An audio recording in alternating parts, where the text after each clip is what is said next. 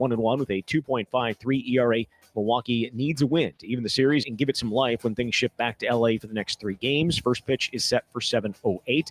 Turning to the Bucks, they're in action tonight as they take on Oklahoma City in preseason action. It's their final tune-up before the regular season gets going next Wednesday against Washington at Fiserv Forum.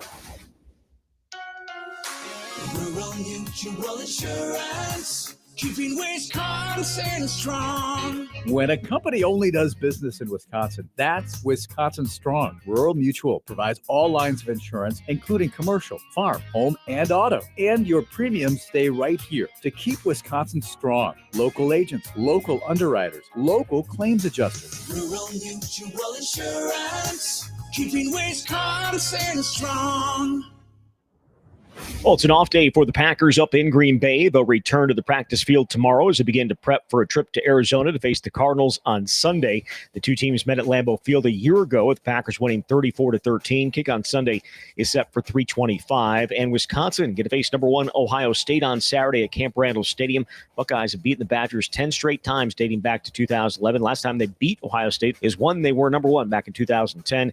Kick is at 2:30. With this Wisconsin Sports Zone Network update, I'm Zach Heil, Print. Trinan deals. Oh, we almost hit him. Fight or flight. Terang, a swing and a miss, and Blake Trinan closes the door. The Brewers strand, the bases loaded. Yeah, he was good. He was made a lot of good pitches and hitting his spots. Not a lot was over the plate, so he just did a really good job executing, and sometimes just got to react. This is where Wisconsin gathers to talk sports. Packers, Brewers, Badgers, Bucks. The Wisco Sports Show is on the air. Now, here's your host, Grant Bills.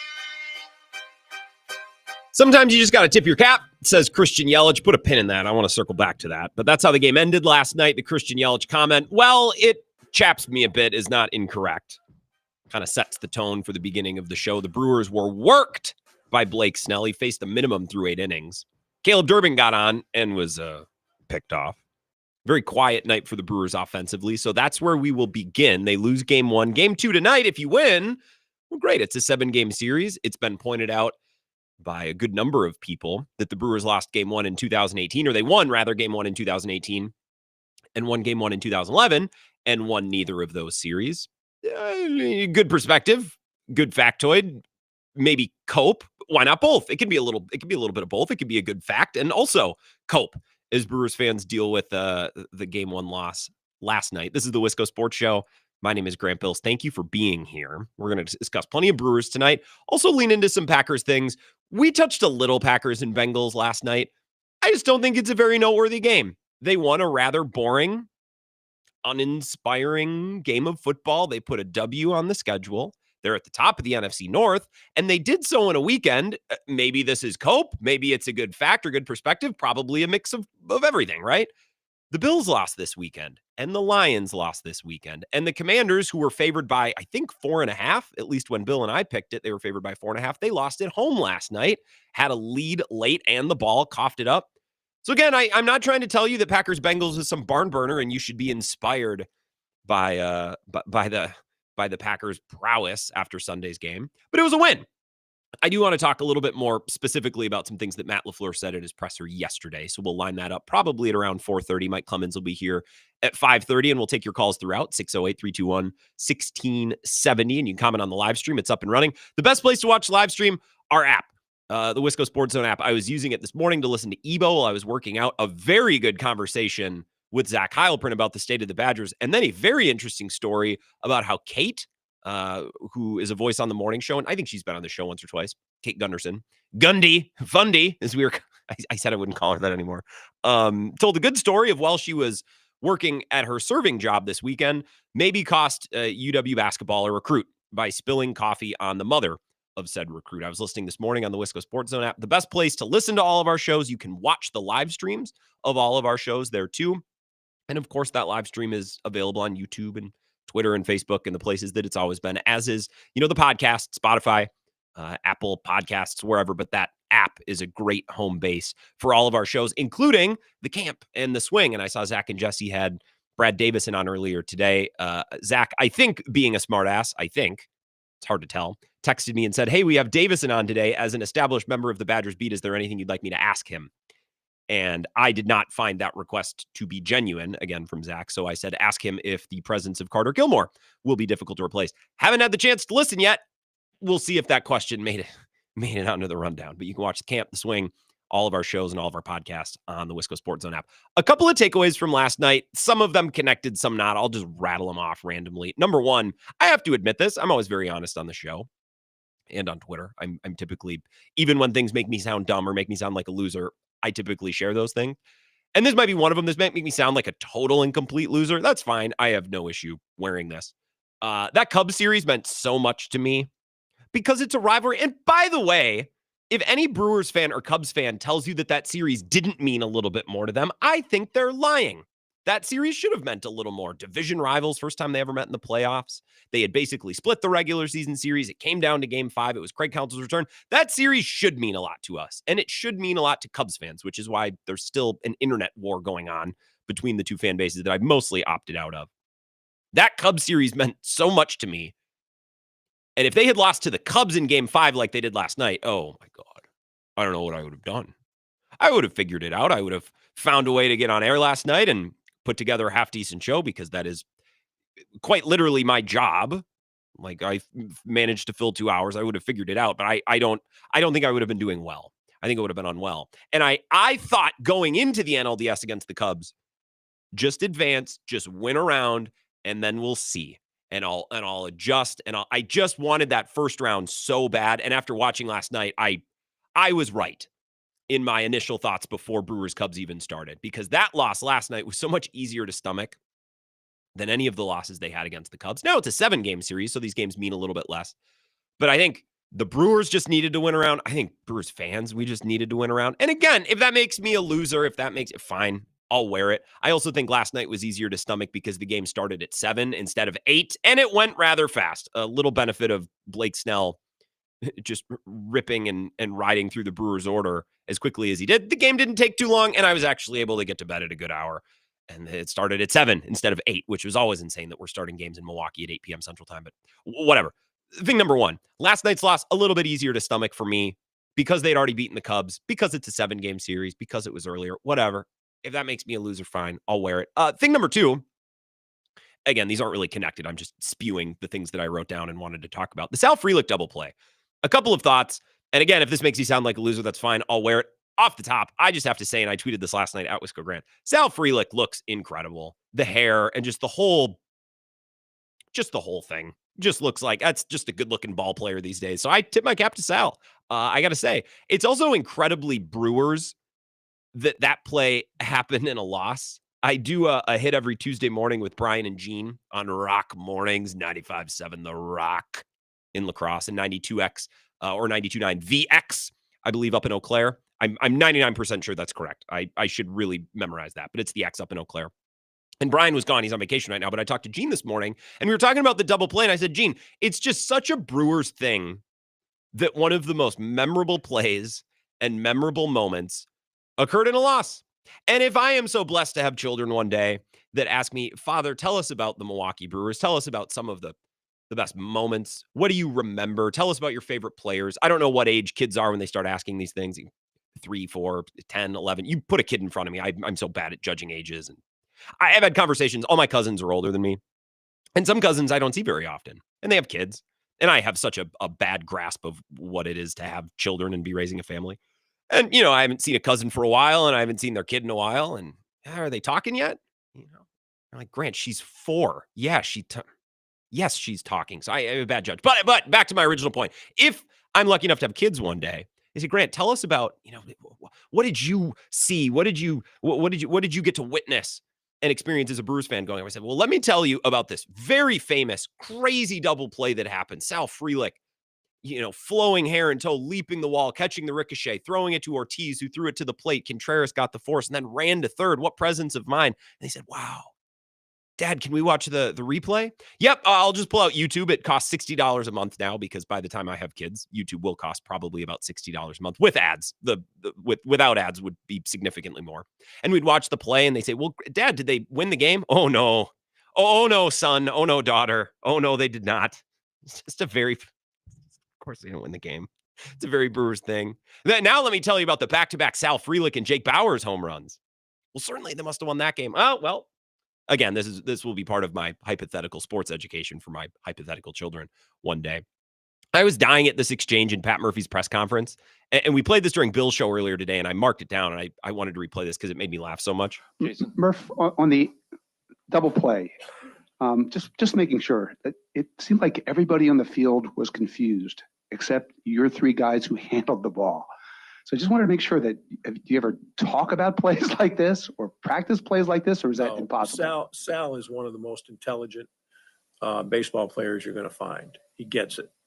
And he's a great outfielder, playing center field for the first time in a while. But he's mad that he didn't make the catch. But if he did, the run would have scored easily. You know what I mean? So it's kind of one of those plays, like, unfortunate for the Dodgers that happened, but the heads upness of Sal to just get it in as soon as possible. And then for Joey to turn around and say, where else to throw it to the plate. He saw the guy going. So it was great. And Contreras heads up. I mean, really heads up that it wasn't a tag play, that, it's a force play. And did you know that was scored as a grounded into double play? I heard that. I'm mad at scorers anyways right now because of not giving Yelich a stolen base in that game and then explaining it like indifference when it's a stolen base. That's all there's to it. But maybe I'm wrong. I don't know everything, but So I left that tag on because it was kind of funny. That's quintessential Murph. But basically, when asked about Sal Frelick, back to the beginning, let me play that one more time. Baseball players you're going to find. Oh, wait, one more. Here you go. Sal is one of the most intelligent baseball players you're going to find. And I love that comment because I think that's probably on some level true of Sal Frelick. I don't know. But there's a very clear shot in the slow motion replay of Sal Frelick when he's putting his hat back on, saying, what the F just happened, as he laughed. I don't think Sal Frelick had any clue what was going on. I don't think it occurred to Sal Frelick. I think he just got a hold of the ball and threw it back in as quickly as possible, which, by the way, is the right thing to do in any instance, whether he caught the ball cleanly or whether it bounced off the wall and whether it's basically, again, a ground ball. That's essentially what it was. Throwing it back in quickly, that's the correct course of action. It's just so funny to me that Pat Murphy is talking about the cerebral nature of Sal Frelick when, if you watch on the replay, it was clear that he had no clue really what happened, probably until it was explained to him when they got back into the dugout. Joey Ortiz then gets the ball. Makes sense. If you're going to throw somewhere and there's runners moving, throw home, protect the run. And it was a perfect throw. Got the runner by, half a step. Now, Contreras may have actually legit seemed to know what happened. The way that he collected the ball and then just ran to third base unassisted to get the final out. I think Contreras, out of everybody, might have actually known.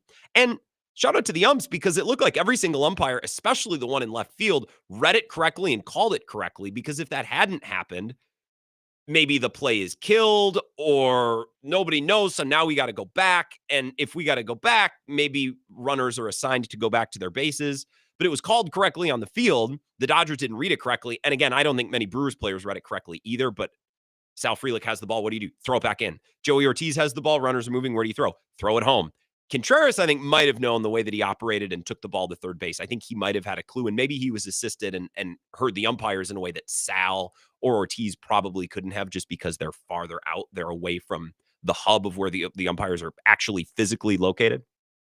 So a very cool play. I'll never forget it. Of course, it came in a loss because, well, it's the Brewers. The last thing I wrote in the actual game, I know people are mad at Terang.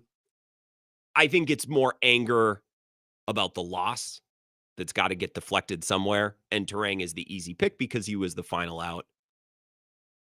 Dodging the inside sweeper sucks, because if it hits them, it's a tie game. And then they have a great chance to maybe take the lead if one more batter can walk or one more batter can get a hit, because Sasaki was wild. And then Trinan, who came in, was wild. And they had Vesia warming. But, that back end of the Dodgers bullpen has been far from great, which is probably why Dave Roberts let Snell, on top of the fact that he was shoving, let him go 8 innings.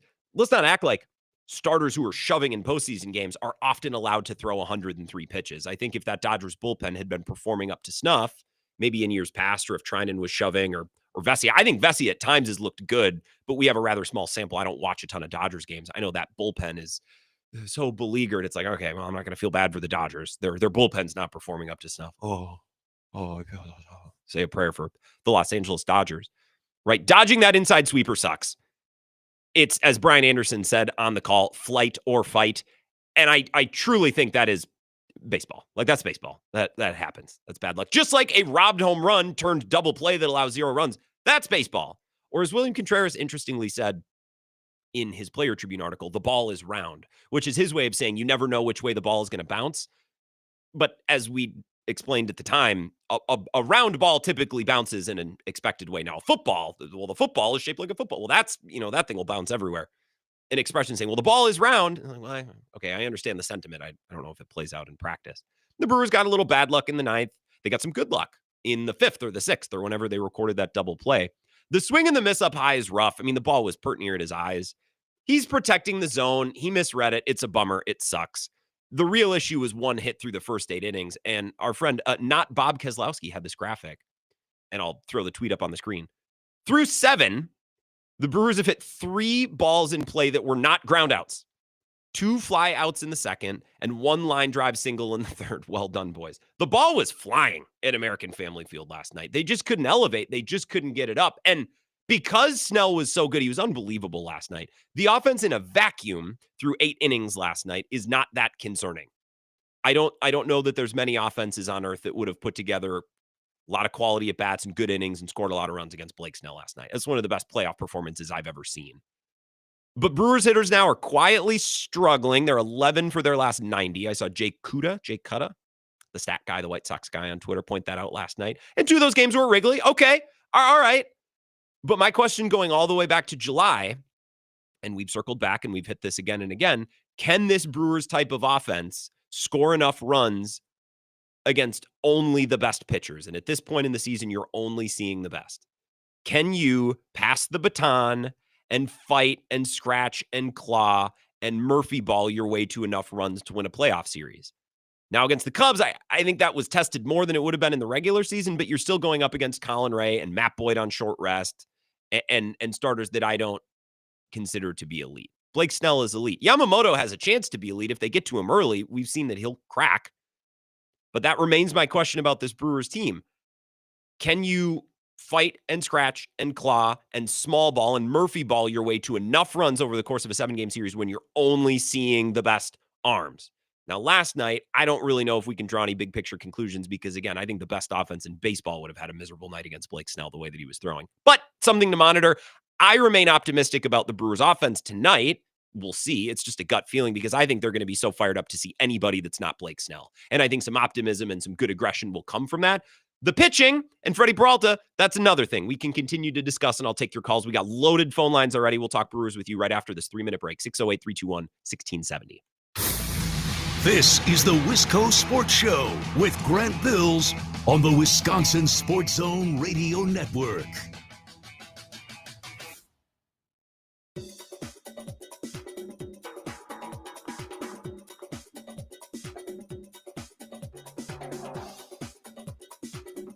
The Wisco Sports Show will resume in 3 minutes.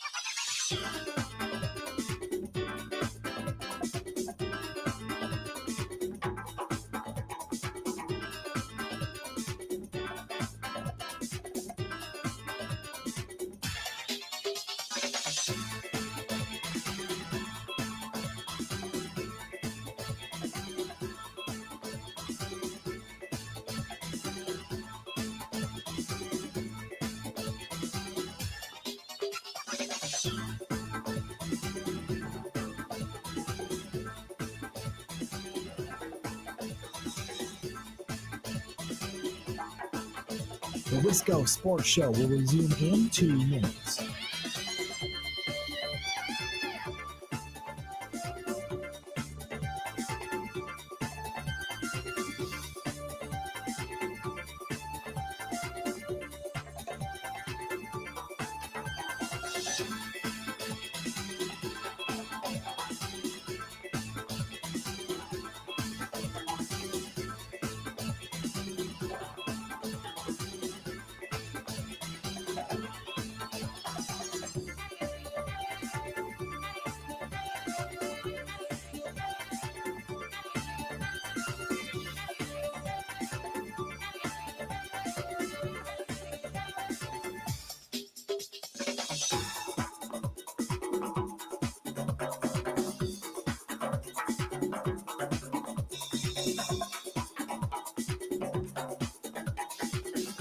The Wisco Sports Show will resume in 1 minute.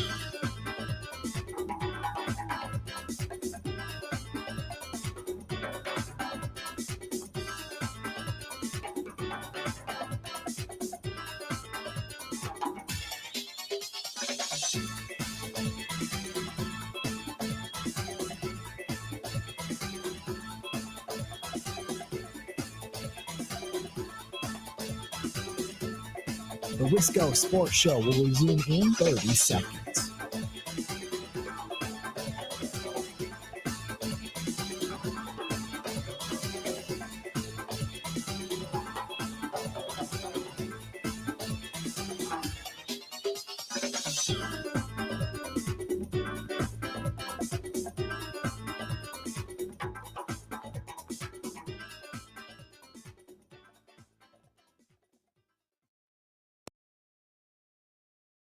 Yeah, I mean, same thing he's always brought. We like our chances when he's out there.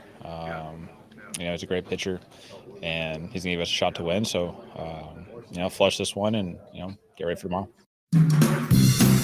Christian Yelich last night when asked about their chances in Game 2 with Freddie Peralta on the mound. I actually have a lot of optimism for the Brewers offense tonight. I think they're going to be jacked up to face anybody that's not Blake Snell. And I think we saw that in the 9th last night. It's like Sasaki, Ozaki, Milwaukee, it doesn't matter. Just anyone other than Snell. And you could see they locked in and had some success in the 9th. Hopefully that'll be the case against Yamamoto. I think it will be. I'm more concerned about their pitching. Like if Freddie Peralta gets hung up in the 3rd and he's at 55 pitches, the way that they deployed their staff last night and the fact that they played Saturday, again, I know they had a day off in between, but right, Uribe's thrown 3 innings and the extent of 72, I'm not doing the math, 3 days. You know what I'm talking about. The pitching staff concerns me more. They need an outing from Freddie tonight. And that worries me because, well, Freddie's capable of it. You can't expect it every single time. Your Brewers thoughts, 608-321-1670, Wisco Sports Show. Who's this? Good evening, Grant. Good evening. Is this Tim from Sparta? Yeah. Hey, Tim, it's been a little bit. What's up? I'm sorry I missed you. I think I said this.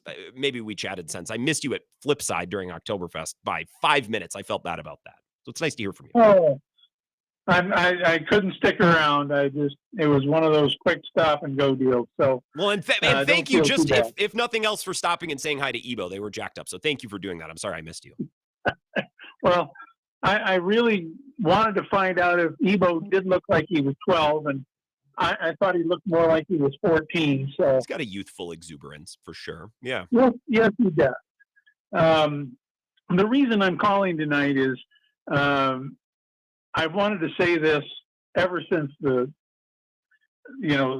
Dodgers came to town and everybody's doom and gloom and everything else. It's like, it doesn't really matter to me. I'm a Brewers fan.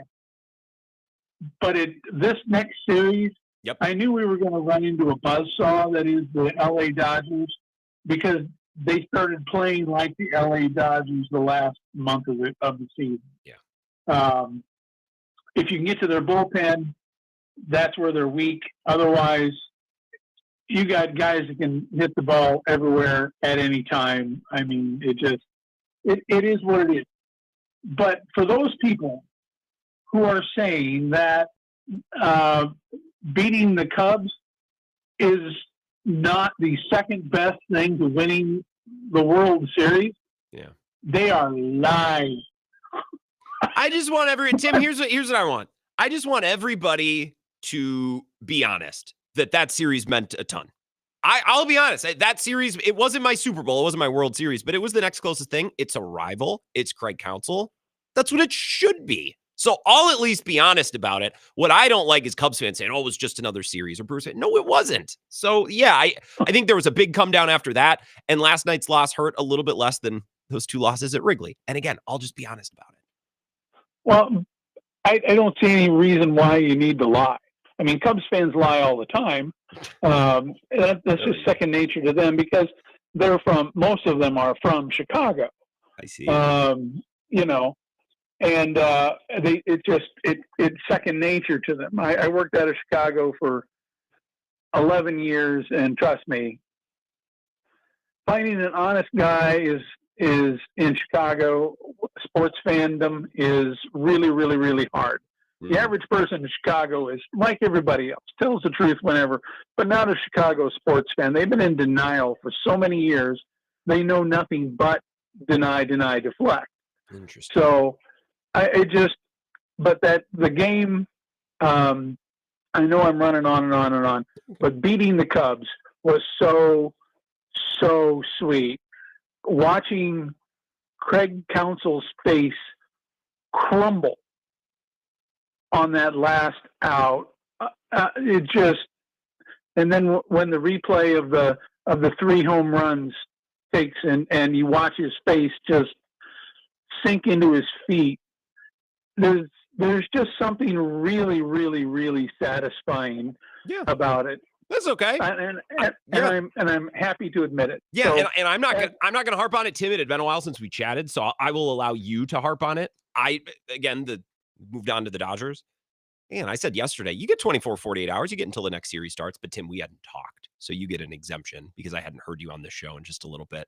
I still like their odds in this series. I can't begin to describe how unbelievable Snell was last night. It's one of the best postseason performances of this century, right? So now I'm interested to see how they roll out against Yamamoto. And I think it's just anybody other than Snell.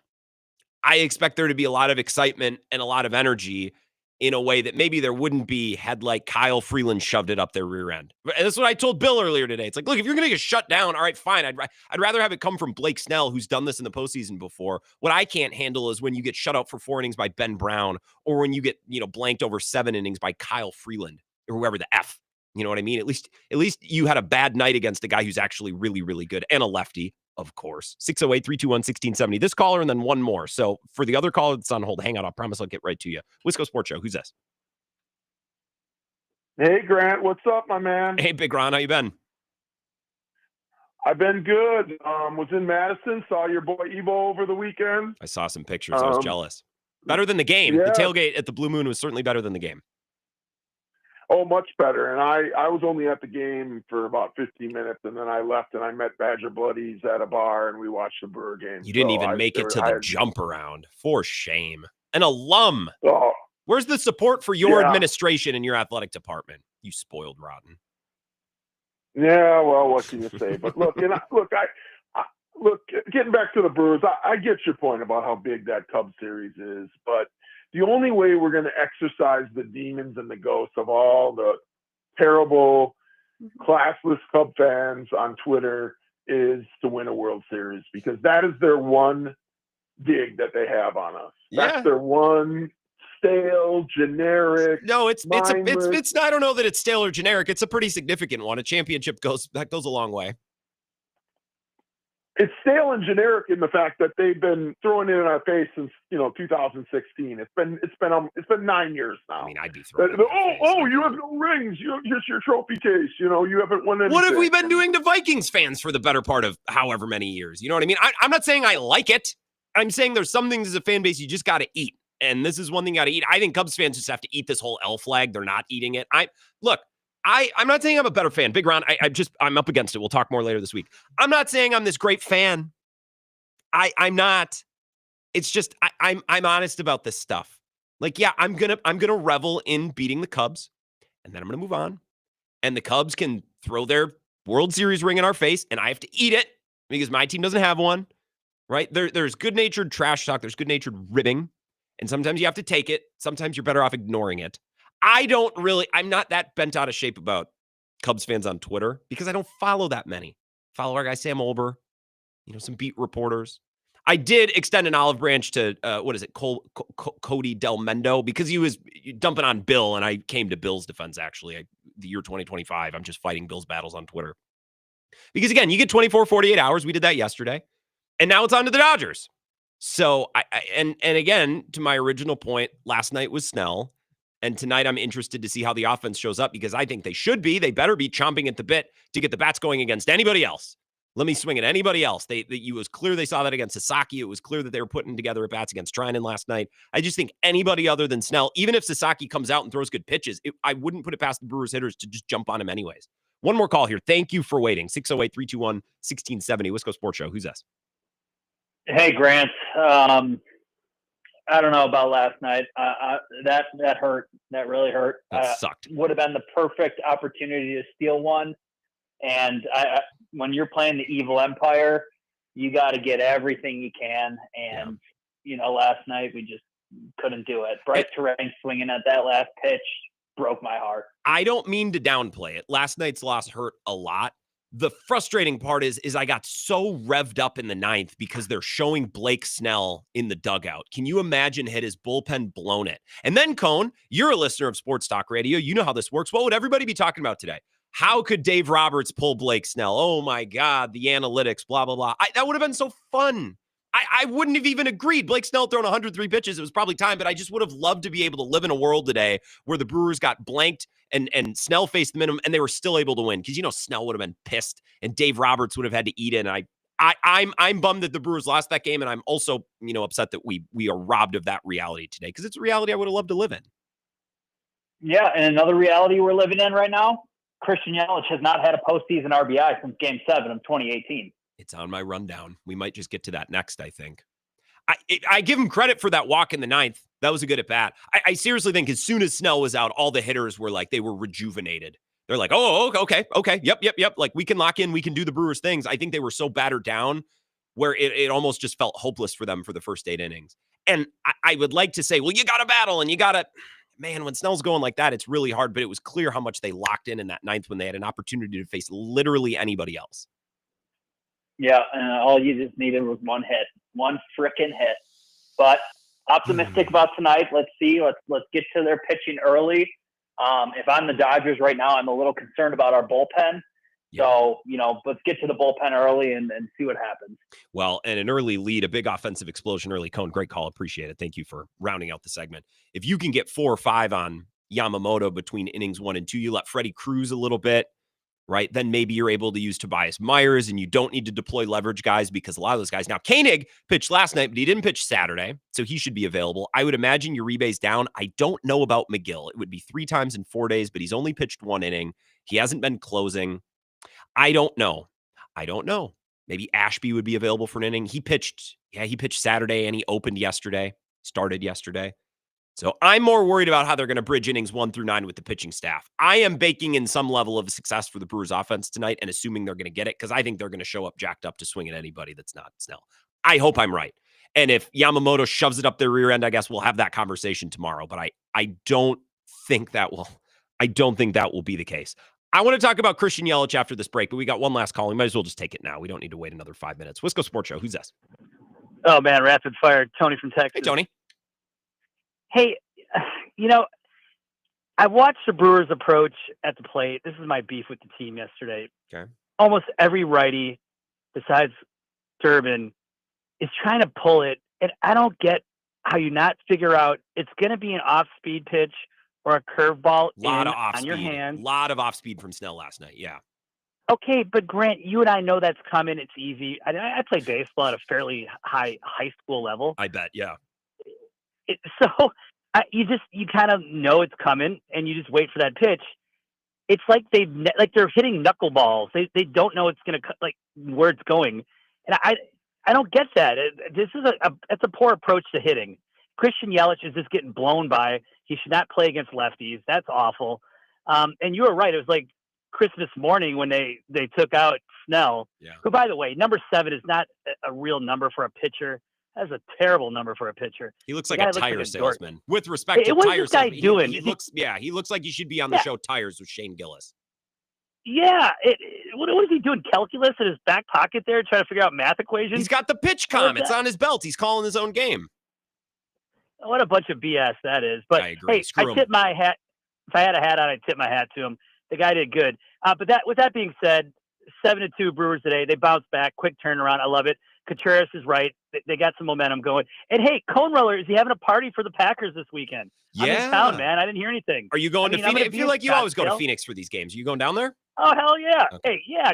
Cone's got quite the scene over there, man. I got to get out there. Okay, well, you two organize that on your own time, and I look forward to hearing that throughout the rest of the week, Tony. I appreciate the call. I don't know about 7-2. I do feel confident in the Brewers offense. The pitching staff, I don't know. But managing the pitching staff gets a lot easier when you have a lead at home.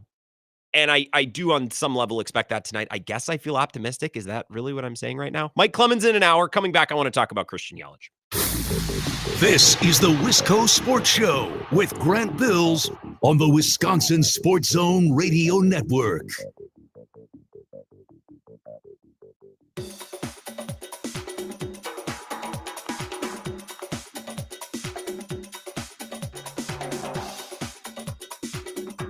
The Wisco Sports Show will resume in 5 minutes.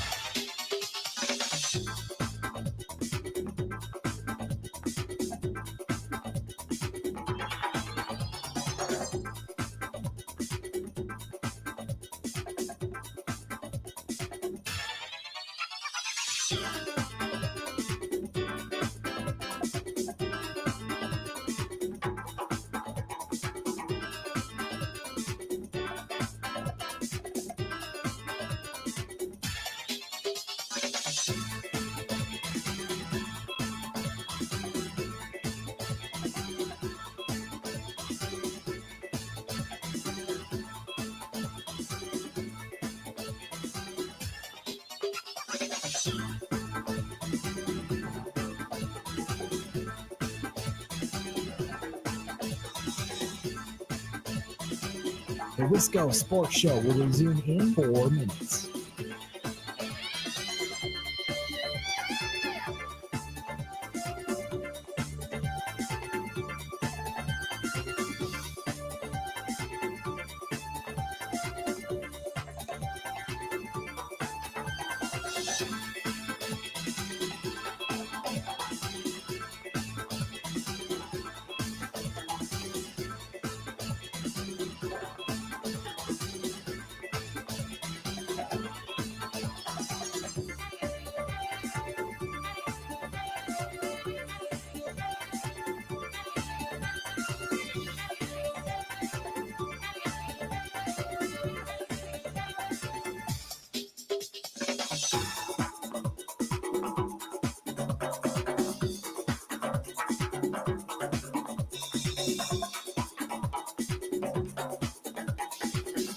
The Wisco Sports Show will resume in 3 minutes.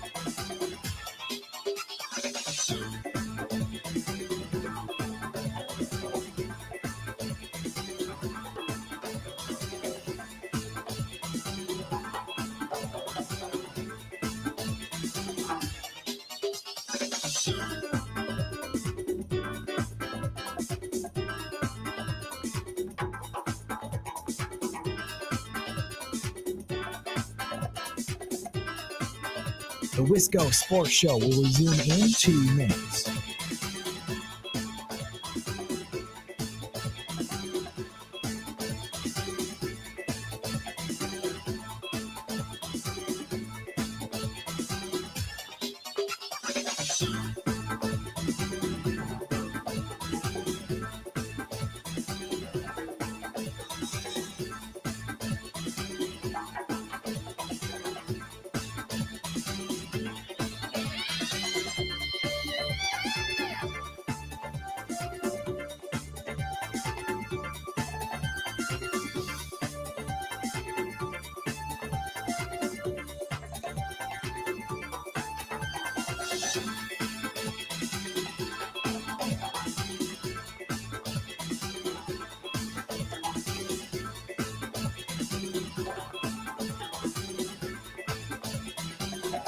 The Wisco Sports Show will resume in 1 minute.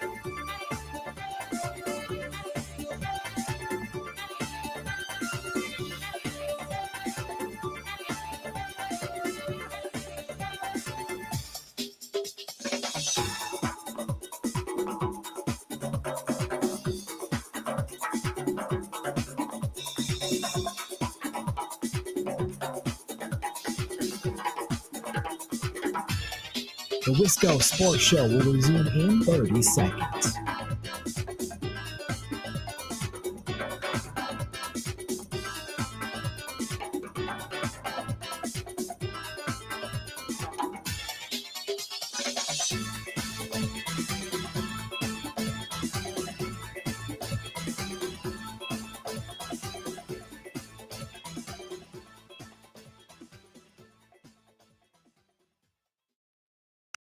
Christian Yelich doesn't have a postseason RBI since Game 7 of the NLCS in 2018. The leadoff home run in Game 7. Think about that for a second. That's unbelievable, really. Didn't play in the wild card game in 2019. That's right. 2020 was odd. Nobody was really playing well in 2020. 2021 did not get an RBI. 2022 missed the playoffs. 2023 did not get an RBI. 2024 did not participate and didn't get one in the NLDS either. So when you look at Yelly this postseason, he's now 5 for 22.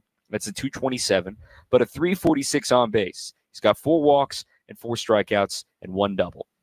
What I see with Yelich and what's going to be the theme throughout the postseason, he's the focal point. He is going to be the guy that teams focus on and say, your best against that best. Notice how the Brewers are always going to be planning for Shohei Ohtani, intentionally walking him, having a lefty ready. Koenig was up multiple times getting ready for Ohtani. So the point being, that is Yelich's role on this Brewers scouting report of like, you're the guy that they're going to be focused on and get the toughest stuff. So it's like, yes, there's no power. Yes, there's no slug or nor an RBI. But if he continues to get on base, if he continues to meet the game halfway, as Pat Murphy says, in the long run, that should be successful. All right, that's Dom Cotroneo, who I adore. And I'm going to nitpick some of the things that he said, not because he's wrong, but because I'm a baby. And I'm a fan, and I'm pissed off because my team lost. It's not a reflection of Dom. That's from Brewers Extra Innings last night on WTMJ. The other voice that you hear is Jerry Augustine. So Yelich does not have a playoff RBI since 2018, and he missed some of those postseasons, as Dom pointed out. But at the end of that, you hear, well, there's been no power, and there's been no slug, and there's also been no, run production. Okay, he's taken some walks, sure. And I can give you his postseason splits this year. He actually has 5 hits. I would have guessed the under on that. He had the leadoff double, or not the leadoff double, but the first inning double against the Cubs in Game 1. I remember that one. He's hitting 227 in 22 at-bats. He has 5 hits, 1 double, and the rest must be singles because they're not listed under triple, double, or home run. And I don't remember any of them. It's not to say that they weren't significant. Maybe they were, and my dumb brain just didn't store it. I don't know. It could be. He's got 4 walks. He's also got 4 strikeouts, which 22 at-bats, it's a couple more than I'd like. I really appreciate Dom's point about, well, you got to remember in the postseason, teams handle things a little bit differently. They look at certain parts of the lineup and they align their pitching plan, or they align their substitutions or their decision-making to deal with certain parts of the lineup. Now, Dom can tell me that that's still Yelich, and maybe it is. And the Brewers are a bit of a unique circumstance because they don't really have one guy that you're terrified of. You would like Jackson Chourio to be facing a righty. You'd like Yelich to be facing a lefty. You'd like Contreras to be facing a righty, and Turang facing a lefty. But I don't know that a manager is going to explode out of the dugout in fear to make a move for any of those guys. Like, if you got to face Chourio with a lefty, I think you can survive that for the sake of the bigger picture. If you got to face Yelich with a righty, I think you can survive that. Like, there's no hitter in this Brewers lineup where it's like, we need to make accommodations for that guy. And that's obviously true of Ohtani, the way the Brewers faced him. And interesting enough, Aaron Ashby was probably selected as the opener with Ohtani in mind. Ohtani actually does pretty good against guys who are coming from the left side with arm slots, such as Ashby. He walked many, it just doesn't matter. And then, 2 intentional walks as the game went on. It was very clear they were planning for Ohtani and dealing with Ohtani with certain matchups. You can tell me that Yelich is that guy for the Brewers that opposing managers or opposing teams are planning for. And if Dom would know better than me. So I'll take what Dom is saying at face value, and I won't say, really, they're making accommodations for Yelich. If Dom tells me they are, then I'll believe that they are. The troubling part of that, or the frustrating part of that, is your best player or your best hitter still has to be able to find ways to make plays even when not facing the perfect lineup. Like, over the course of 162, it's going to happen over the course of games where Yelich gets to face a guy who he's been really successful against. Or Contreras or Churio, they're going to get to face guys they've been really successful against because it's a 162-game season, and managers aren't going to go nuts playing matchup substitution ball on Tuesday night in June. This is not the way that it works in the regular season, but in the playoffs, totally. Okay, so Dom tells me that opposing managers are planning for Yelich and they're using pitchers to deal with Yelich. Fine. I still would like the results to be a little bit better. I don't need home runs every night. I would like more competitive at-bats. It needs to be competitive, even, yes, against a lefty when Yelich is at the plate, and all too often it hasn't been. And look, if you want to compare this to other athletes in other sports, which isn't always fair, but I think for this concept it is, he's like, well, remember, guys, Giannis has a bad game. Remember that he's the guy that the other team is game planning for. Yeah, but we still expect him to be Giannis. In the case of football games, whether it's Devontae Adams or Micah Parsons or whoever, well, you got to know that that's who the other team is planning for. Yeah, but the best players in the world are still expected to make plays that are reflective of the best player in the world, and I know Yelich isn't that. But Yelich is also not the guy we've seen for long stretches of some of these games where he's just leaning back and swinging through nothing. And I give him credit for that 9th inning bat and that walk, and I hope that leads to something. I hope that was a little constructive moment at the end of a game that was basically a nightmare for the guy. I hope. I do. But it hasn't been good enough. It hasn't been enough. And you can tell me, as Dom Cotroneo does, well, that's the guy in the lineup that the other manager is making accommodations for. Okay, fine. I still need more competitive at-bats. Like with runners on second and third, facing, yes, even Caleb Thielbar, who's a tough matchup, a lefty for Yelich, I need him to put together an at-bat that's longer than 3 or 4 pitches that features 3 swings and misses. Like, I just need a little bit more. Otherwise, it's going to be really difficult to win the series. And Contreras isn't exempt, and neither is Churio. But Churio has given us examples in this postseason and last year where he just mashes. And Contreras, too. He has 2 huge home runs in the series so far and a big double in game 1. Like, if Contreras has a bad game, I'm not immediately going to start harping on him because we have all of this, cred or all of the success that he's built up in this postseason alone. Churio going back to last year even. Yelich doesn't have an RBI since the jerseys looked different. Like, Hernan Perez was on that 2018 team, I'm pretty sure. You're telling me that's the last time he had a playoff RBI? Even if opposing managers are making accommodations, I need better at-bats. I need more competitive at-bats. And at some point, I'd like a home run. At some point. I don't need it every night. I don't need it in every single big moment, but here and there. Just once or twice. Like, I don't think I'm asking the world, and I don't think I'm being unreasonable with the way that I'm talking about Yelich right now. It just hasn't quite been enough. And even if it's just one signature moment, Terang had one signature moment for the most part against the Cubs. He had that home run in the final game. I know he had the leadoff double.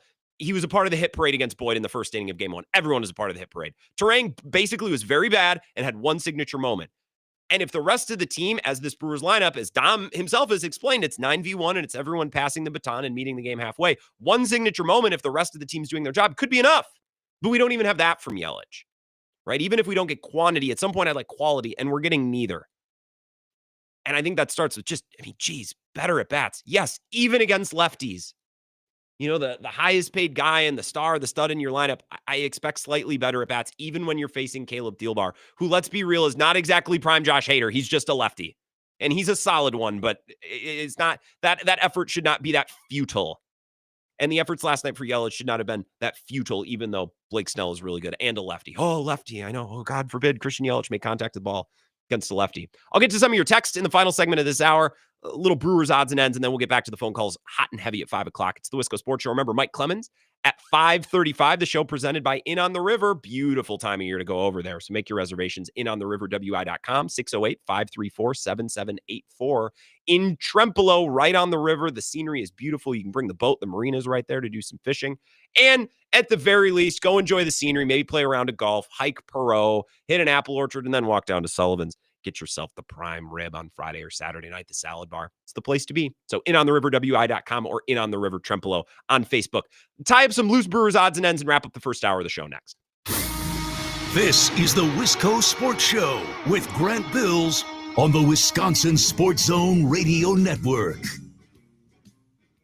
The Zone Blitz pregame bash is back. Every Wisconsin home game 2 hours before kickoff at the Blue Moon Bar and Grill. And this year, do I have something special for you? It's a perfect snack for game day or any day. Wenzel's Farm Pro Snack Sticks. Come see me and I'll hand you 16 grams of protein to fuel you through the day. Wenzel's Farm offers that and so much more, crafted in small batches using premium cuts of meat, perfectly seasoned, and naturally hardwood smoke. Check out wenzelsfarm.com. Made by pros for pros.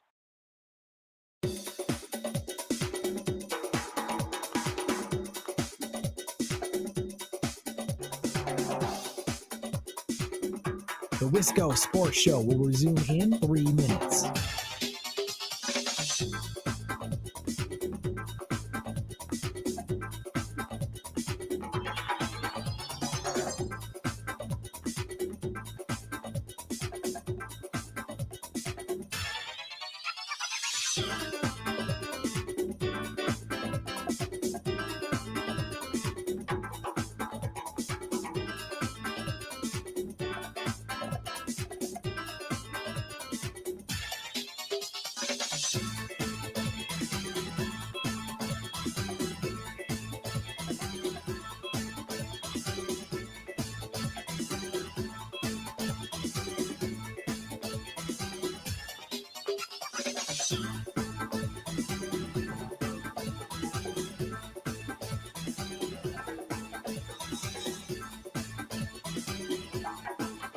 The Wisco Sports Show will resume in 2 minutes.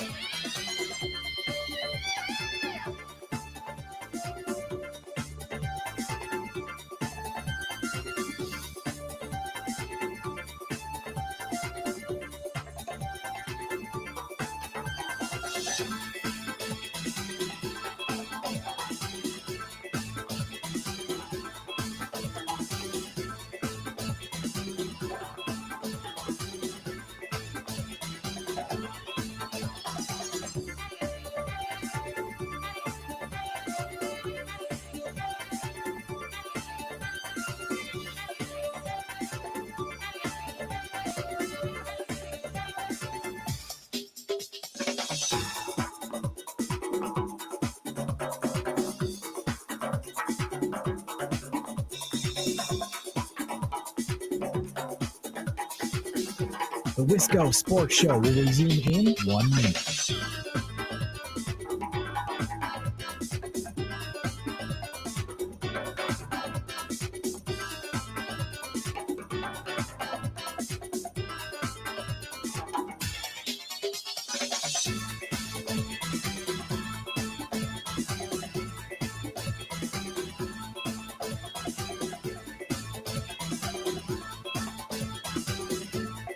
The Wisco Sports Show will resume in 30 seconds.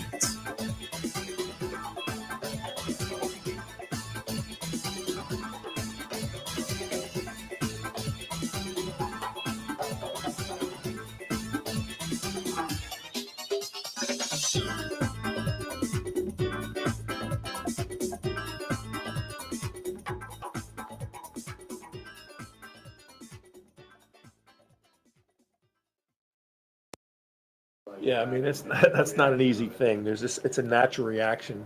If someone turns and makes a gesture towards you, you're gonna, it's the same thing when the ball's coming towards you. Your natural thing is it's a breaking ball.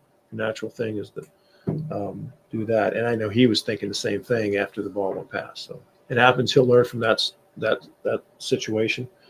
But it's hard to, even if you try to maneuver yourself, it's hard to get hit by the pitch because it's just so reactionary.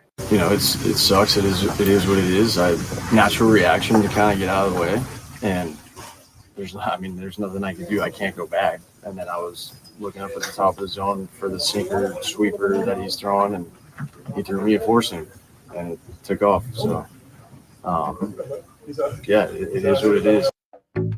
That's Bryce Strang, Pat Murphy, both talking about the events of that final at bat. A couple of texts here, 608-321-1670. Bobby and Menominee. I think this is a bad take, dude. It says, we didn't win the game. The double play was inconsequential. Why is every damn reporter asking every player for their thought on that play? Well, whether it was inconsequential or not, it was inconsequential to the result of the game. It certainly wasn't inconsequential to the game itself. And also, Bobby, There wasn't that many interesting moments in last night's game. Like Blake Snell turboed his way through 8 innings. There were only so many moments to talk about, and that was, a pretty unbelievable play. That's something that we might never see again. A ground out double play ball that went 8 to 6 to 2 or something like that. It's kind of nuts. Bobby in Menominee says Frelick also doesn't have it down. He almost hurt himself dodging a pitch several times, talking about taking, balls. I don't fault Bryce Trang for that at all. In fact, I should mention this on the air. I sent this to a group chat earlier today, and I couldn't place it. I have some memory. I thought it was maybe an episode of Sports Science when that used to be on. I have some memory of a situation where this type of thing happened, where a pitcher or a hitter, in a big game dodged out of the way, and it ended up costing the team the game. And a local news reporter made a huge deal out of it, like a local sports guy. And I don't know how it came to pass, but eventually the local sports guy agreed to take a 92 mile an hour pitch off the ass from a pitching machine. And it became like his mea culpa, or this is the thing that I have to do to prove that I can rip the player. Does anyone have any memory of this? I Googled this morning. I don't know where I would have seen this, and I don't know when. Am I the only one? I thought it was Sports Science, but I don't know why that would make sense. I think the Sports Science thing with the hit by pitch that I saw is when they were testing nut cups. Or maybe that's something different. Although I don't know why I would have been watching nut cup footage. Just going to move on. Don't answer that. This text 715 says, I'm wondering why all the batters that had laid down bunts all year didn't try bunt against Snell to get him off his game. I actually agree with that. I'm not a bunt guy, but why not, dude? Drop it down. Try to do something. The easy answer is, well, how are you going to bunt off Blake Snell? Well, it's not like he was throwing 101 on night. He threw more breaking balls. He threw more off-speed stuff than he actually threw fastballs. At least that's what the announcers were saying, and that's what it looked like. Maybe he threw 52% of fastballs and 48% of breaking balls. Whatever. It's not like he was overpowering Brewers hitters with fastballs all night. You could tell me, well, it's actually really hard to bunt a breaking ball. I don't know. I wouldn't know. I've never played baseball. But I like the idea, and I'm with you that I'm surprised that at some point nobody tried it.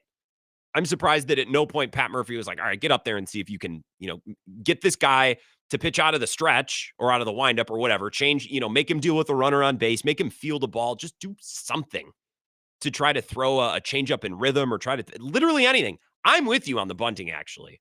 And I don't have your number saved. Text back with your name if you want me to save it. I actually agree with that. I was surprised that at no point nobody tried to just drop down a bunt for a base hit. Just make Blake Snell field a ball, if nothing else. Maybe he tips over, maybe he overextends himself. I'm not saying you're trying to hurt him, but just get him out of the rhythm of mowing down every hitter in, 3 or 4 pitches tops. Do anything. And they couldn't do anything else. So you might as well try to drop down a bunt. I don't know. I'm interested to see the lineup tonight if Bowers doesn't make his way in there. I want Yelich to continue to be in the lineup. I know a lot of people were like, DH Bowers instead of Yelich. No, I want Yelich in there tonight, especially against a righty. Yamamoto's a righty, right? I'm not misremembering that.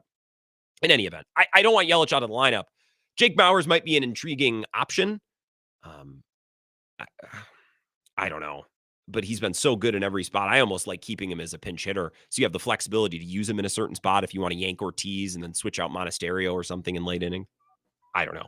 I'm interested to see. I would just go with the lineup that won you game 1, game 2, and game 5 of the Cubs series. I'm a simple man. If something works, just stick with it.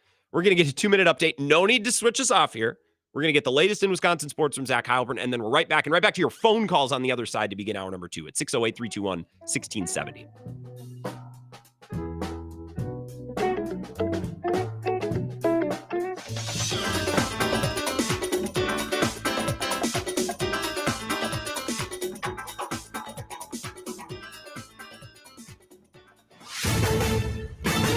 This is a Wisconsin Sports Zone update. Well, the Brewers and Dodgers are going to be back at it tonight in Milwaukee for Game 2 of the NLCS. LA took the opener last night 2-1. Brewers forced to use 6 pitchers to get through the game. Dodgers got 8 innings from Blake Snell, leaving their bullpen largely rested. It's a good thing, then, that Milwaukee going to be sending Freddie Peralta to the bump tonight. He's their best starting pitcher. Christian Yelich knows what he'll bring. Yeah, I mean, same thing he's always brought. We like our chances when he's out there. He's a great pitcher. And he's going to give us a shot to win. So, flush this one and, get ready for tomorrow. Peralta started twice against the Dodgers in the regular season, throwing 6 shutout innings in his first start, then giving up 4 runs in 5 innings in his second outing. He'll be looking to bounce back from a shorter outing against Chicago in the NLDS. Meanwhile, the Dodgers will send Yoshinobu Yamamoto, he faced the Brewers once this year, lasted just 2/3 of an inning, and gave up 5 runs, 3 of them earned. First pitch tonight is set for 7:08. Rural Mutual Insurance, keeping Wisconsin strong. When a company only does business in Wisconsin, that's Wisconsin Strong. Rural Mutual provides all lines of insurance, including commercial, farm, home, and auto. And your premiums stay right here to keep Wisconsin strong. Local agents, local underwriters, local claims adjusters. Rural Mutual Insurance, keeping Wisconsin strong. Well, the Packers getting a day off from practice up in Green Bay. They'll return tomorrow to start getting ready for a trip to face 2-4 Arizona on Sunday. Green Bay currently in first place in the NFC North, but all 4 teams in the division are over 500. Kick on Sunday is at 3:25. And the Badgers getting set to host number 1 Ohio State on Saturday. Wisconsin has not beaten the Buckeyes since 2010. And the Bucks are in Oklahoma City to take on the Thunder in exhibition action. With this Wisconsin Sports Zone Network update, I'm Zach Heil, Print. Trinan deals. Oh, we almost hit him. Fight or flight. Terang, a swing and a miss. And Blake Trinan closes the door. The Brewers strand, the bases loaded. Yeah, he was good. He made a lot of good pitches and hitting his spots. Not a lot was over the plate, so he just did a really good job executing. And, sometimes you just got to tip your hat. This is where Wisconsin gathers to talk sports. Packers, Brewers, Badgers, Bucks. The Wisco Sports Show is on the air. Now, here's your host, Grant Bills. Hour number 2, Mike Clemens will be at the bottom of this hour at 5:35. Game 2 tonight. No lineup for the Brewers yet, unless I missed it. I don't think I would have missed it. Get right back to your Brewers phone calls, as promised, at 608-321-1670. Let's do it. Line number 1, Wisco Sports Show. Who's this? Hey, Grant. Tom from Oak Creek. How are you? I'm doing great, Tom. How about you? I'm doing well. So I actually had boots on the ground for you last night at the game. Let me say the crowd was unbelievable. Everyone was on their feet at every big moment, the whole game. So the 9th, and then when the Brewers were pitching, basically is what it boils down to. Not a lot of offense to cheer for. Yeah, not a lot of offense, but we tried. So my seats were actually right by third base on the field level. And Muncy at third base was playing in before there were 2 strikes on basically every hitter.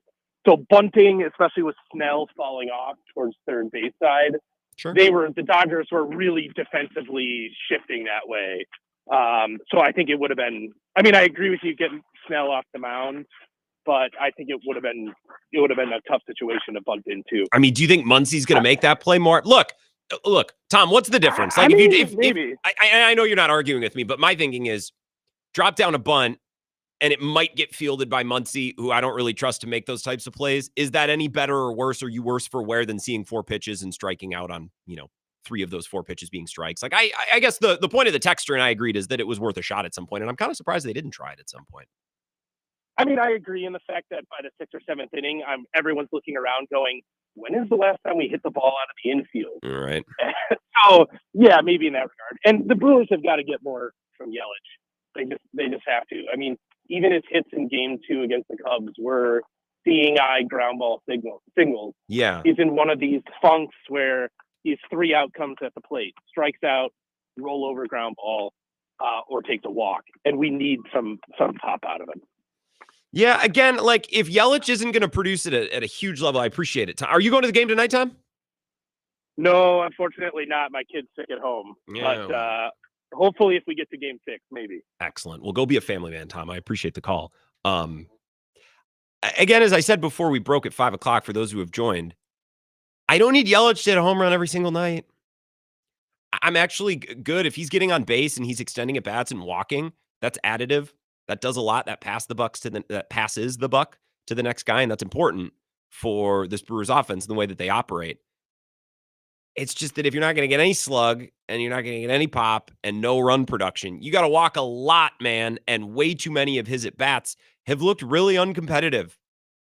So I understand if you're going to slump or you're going to have a tough night against a pitcher, and Yelich in that intro, and I'll play it one more time. I think I have it. Like, yeah, you just got to tip your cap. Well, okay, man. Like sometimes you can tip your cap, but en route to tipping your cap, I would like a little bit of a stronger fight.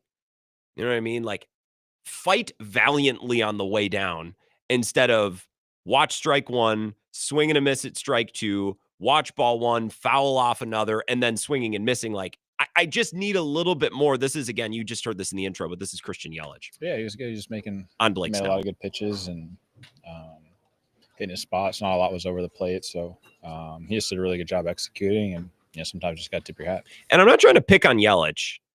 It's easy to pick on players after a loss because maybe they had, Turang had the final at bat, so it's easy to pick on Turang, and that's warranted. Like he had a chance to win the game there, and he didn't do it. So I'm not saying that Turang can't wear it at all, but typically after our baseball team loses, we immediately go, okay, I am angry. Upon whom can I heap this anger? Like who can I throw this at? And I'm focusing on Yelich a little bit today. He was 0 for 3 last night. So was Churio, although Churio had an RBI. Contreras is 0 for 3. Spoiler, a lot of offers, right? But the reason I'm focusing on Yelich, or the reason we're having the Yelich discussion today, is because Contreras has 2 huge home runs and another big double in this postseason so far, at least, right? Those are the plays that just come to mind. Churio got off to the best start as a playoff hitter I've ever seen a young player, like historically great, and had a bunch of big moments against the Cubs, hit some huge home runs and some big plays. So if Churio has a quiet night, I'm like, okay, but he helped them win games 1 and 2 against the Cubs. And Contreras helped them win game 5 against the Cubs. Okay, so Yelich has a quiet night. I'm a little bit more inclined to think, okay, so you tip your cap tonight, one of those days, one of those games, Christian Yelich, yeah, sometimes you're going to have one of those days. Okay, but what about the last day or the day before that or games 3 or 4 at Wrigley? Like there's just not a lot there. And they don't need home runs from Yelich every single night.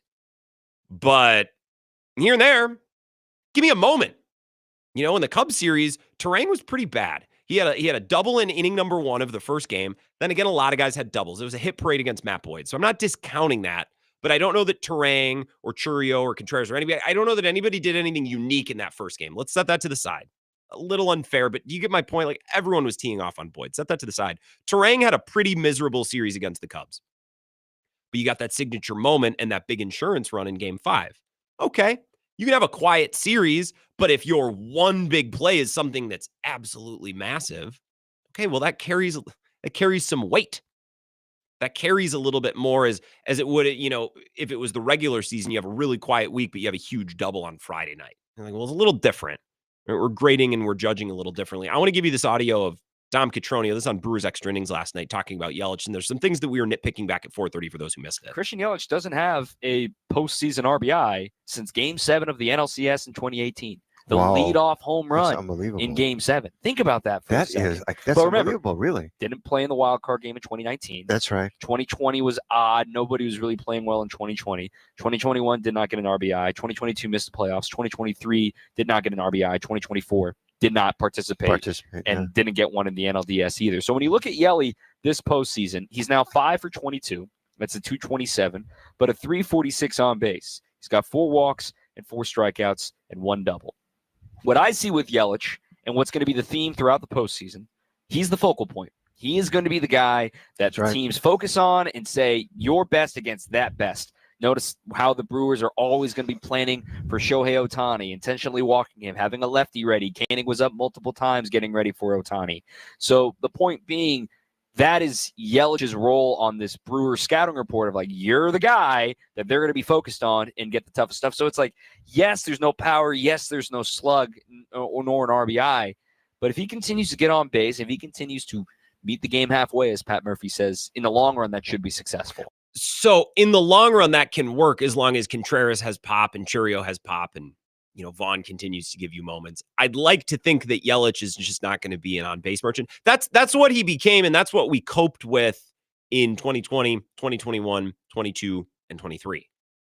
Like, that's what we said. Well, at least he gets on base. Like, okay. But, like, a lot of this lineup gets on base. They don't need a guy who gets on base, although it's nice. What's nice is your worst at bats, you're struggling to get on base. You're fighting to get on base. And then you have some greater gear that you tap into or that you reach. right? I think, and again, I adore Dom. I don't think there's anyone better breaking down the Brewers on Wisconsin Sports Radio than Dom Cotroneo. I think he's the best. So I'm not disagreeing with him. I'm nitpicking some of the ideas or some of the things that he's presenting. Yeah, I suppose opposing managers might be making exceptions for Yelich. I don't find him that much more threatening than Contreras or Churio or even Vaughn at this point. I think they're all one and the same. It's not like you have, 2018 Christian Yelich anchoring your lineup and nothing else. Yeah, then obviously you're going to pitch around that guy. But if Dom tells me that managers are aligning things to work around Yelich, fine, I'll believe him. I still need competitive at-bats. You know what I mean? I still need a little bit more. Can't have multiple strikeouts. The at-bats can't be uncompetitive. You can't be leaning back and waving and missing and swinging through pitches and banging the ball to the right side of the infield, especially to go back to where that would have been game 3 against the Cubs at Wrigley. When Joey Ortiz drops the bunt down, I know everybody hated the bunt, but Jackson Churio and Christian Yelich both had a shot with runners at second and third in a 3-run game. And Yelich couldn't even put the bat to the ball. Well, it's against the lefty. Yeah, it's Caleb Thielbar, who's nice. It's not exactly prime Josh Hader, as I said in the first hour. I believe the Brewers lineup might be out. It is. Here we go. Churio, Terang, Contreras, Yelich, Vaughn, Frelick, Durbin, Bowers in left, Ortiz, and Peralta. So there you go. No Isaac Collins, instead Bowers in left, but Yelich still in the lineup, still DHing. Is that the same order they used? I can't remember the lineup. Churio, Terang, Contreras, Yelich. Is that what they did against the Cubs in games 1 and 2 and 5? Obviously not Bowers. Bowers got a start in game 3 and was good. Of course he was. I'm interested to see what Bowers did tonight. I'm more concerned about the pitching staff tonight than I am about the offense. And I know the Brewers offense has not been good the last couple of games. They had some timely home runs against the Cubs in game 5, which was enough. They scratched and clawed and fought their way in the 9th inning to almost win the thing last night. Another walk or a hit by pitch might have even done it, and they couldn't do it. But Brewers hitters are quietly 11 for their last 90. And Blake Snell will do that, and games at Wrigley will do that. This offense has not exactly been rolling. However, I have a lot more confidence in their offense tonight than I do. Well, let me put it this way. I feel better about the place that their offense is in than their pitching staff. Their pitching staff could shove tonight, and Freddie Peralta could be great. My logic with the offense is I think these guys are going to show up and be excited to hit against anybody that's not Blake Snell. That's what I think. And I think that creates and fosters a pretty loose environment, an excited environment, and an offense that's hopefully looking to jump on someone early, as they did to Yamamoto back in July, late June, July. Well, it was pre-All-Star break, so maybe it was June, right when Vaughn got here and hit that 3-run tank off Yamamoto in the top of the first, and then it was a hit parade after that, and Yamamoto couldn't get through the first inning. I'm not saying they're going to chase Yamamoto in the first. I think this offense is going to show up very excited to hit tonight. I am very concerned about what the pitching staff will do tonight if Freddie Peralta gets hung up in the 3rd and the 4th inning, and it's clear that he's not able to give them the length they so desperately need. You could go to Miz. Okay. He should be fresh. I know he threw a couple of innings on Saturday night. He was not used last night. Quintana hypothetically would be available, but I kind of don't want to use Quintana on a night where Freddie is starting. I want to be able to rely on that guy for a little bit more. So I'm more afraid tonight if we get bad Freddie as we did at Wrigley.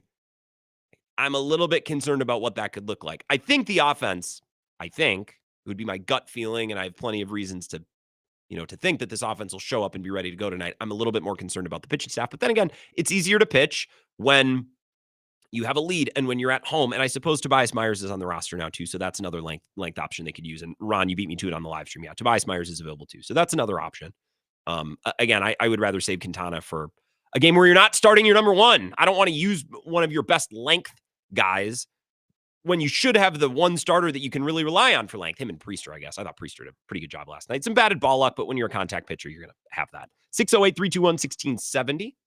Taking your Brewers calls. Wisco Sports Show. Who's this? This is Louie in Eau Claire. Hey, what's going on, Louie? Hey, Grant. Like you, I'm more worried about Freddie tonight. The first game he gave up the home run to Bush, the left-handed batter. Then the game 4 he gave up a bomb to Hap, a left-handed hitter. I'm concerned about Ohtani and/or Freeman having success against him tonight, with the left-handed left-handed guys up there and the power guys up against Peralta, hoping for the best, but I'm worried that one of those guys might launch one. But I guess what I wanted to call and talk about was, at the trading deadline, there was talk about the Brewers getting a power bat, and, Gino Suarez and all that were thrown out. And Eugenio Suarez's numbers have been bad the second half and the postseason. So it's not necessarily, the thing that they should have went and got him. But the reason to go get a power bat wasn't necessarily for the regular season. I think the woodpecker approach worked out really well for the Brewers. But not having that additional power bat, I think, is not coming back to haunt them. We're only down 1-0. I'm not saying it's over. But you saw the value of even a guy like Jake Bowers with the home runs and with the double last night. I think going out and getting a power bat wasn't necessarily a problem for the regular season. But in the postseason, the woodpecker approach is tough because they'll bring in a reliever in the fourth inning, whereas you're not going to do that during the regular season. I think the downfall of not getting a power bat is being shown a little bit now as opposed to the regular season. Well, that's a great call, Louie. The funny thing is, and I'm going to let you go. We're going to leave it right there, and I want to talk about some of the things that you said. Appreciate it. The funny thing is that they've hit more home runs than I would have expected. They hit a lot of home runs against the Cubs. They came in bunches. They came in individual games. Like Game 2, they hit 3 of them. Game 5, they hit 3 of them. They have actually hit more home runs than I would have guessed coming in. But your point about the woodpecker approach not being as reliable maybe or as effective in the playoffs because they'll just bring in a fresh reliever. They'll go get a fresh guy. That's been my question when it became clear in July and August when the Brewers were just racking wins.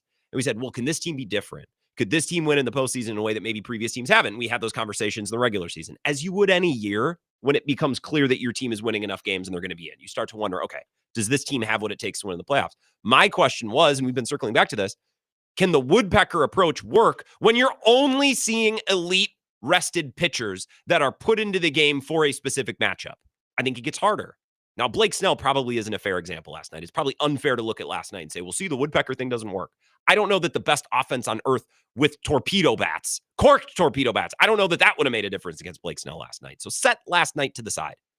Are you able over the course of a 7-game series to put up enough runs with this woodpecker approach when you're not facing a team's 4th or 5th starter, when you're not facing their 3rd or 4th reliever because nobody else is available? That's not the dynamic in the playoffs. You're only going to get the best guys.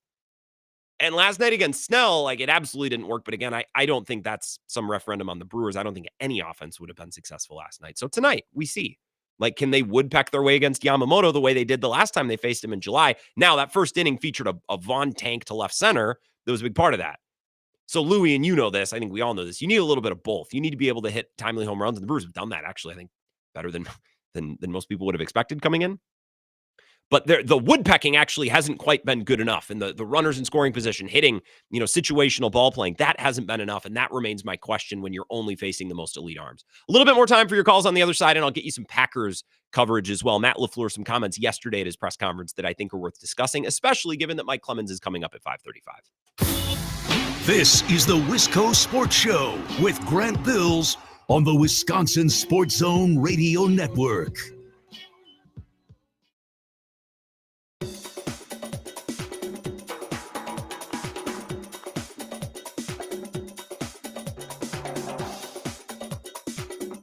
The Wisco Sports Show will resume in 3 minutes.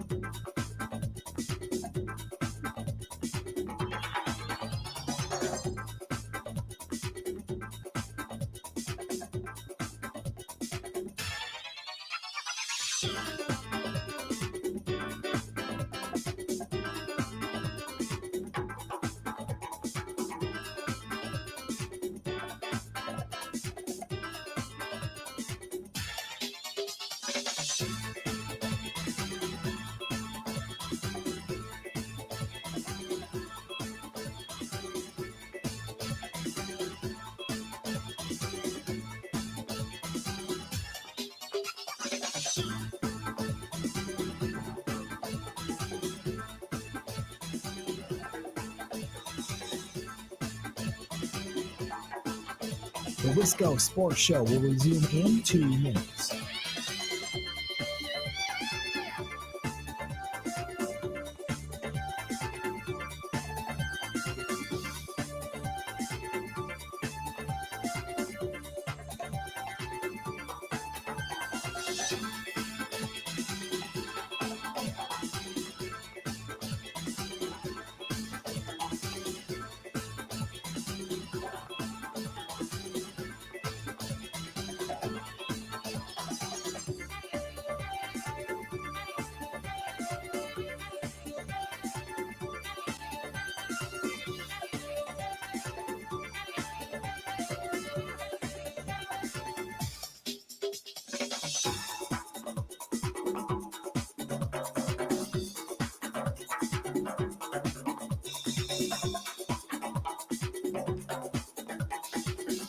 The Wisco Sports Show will resume in 1 minute.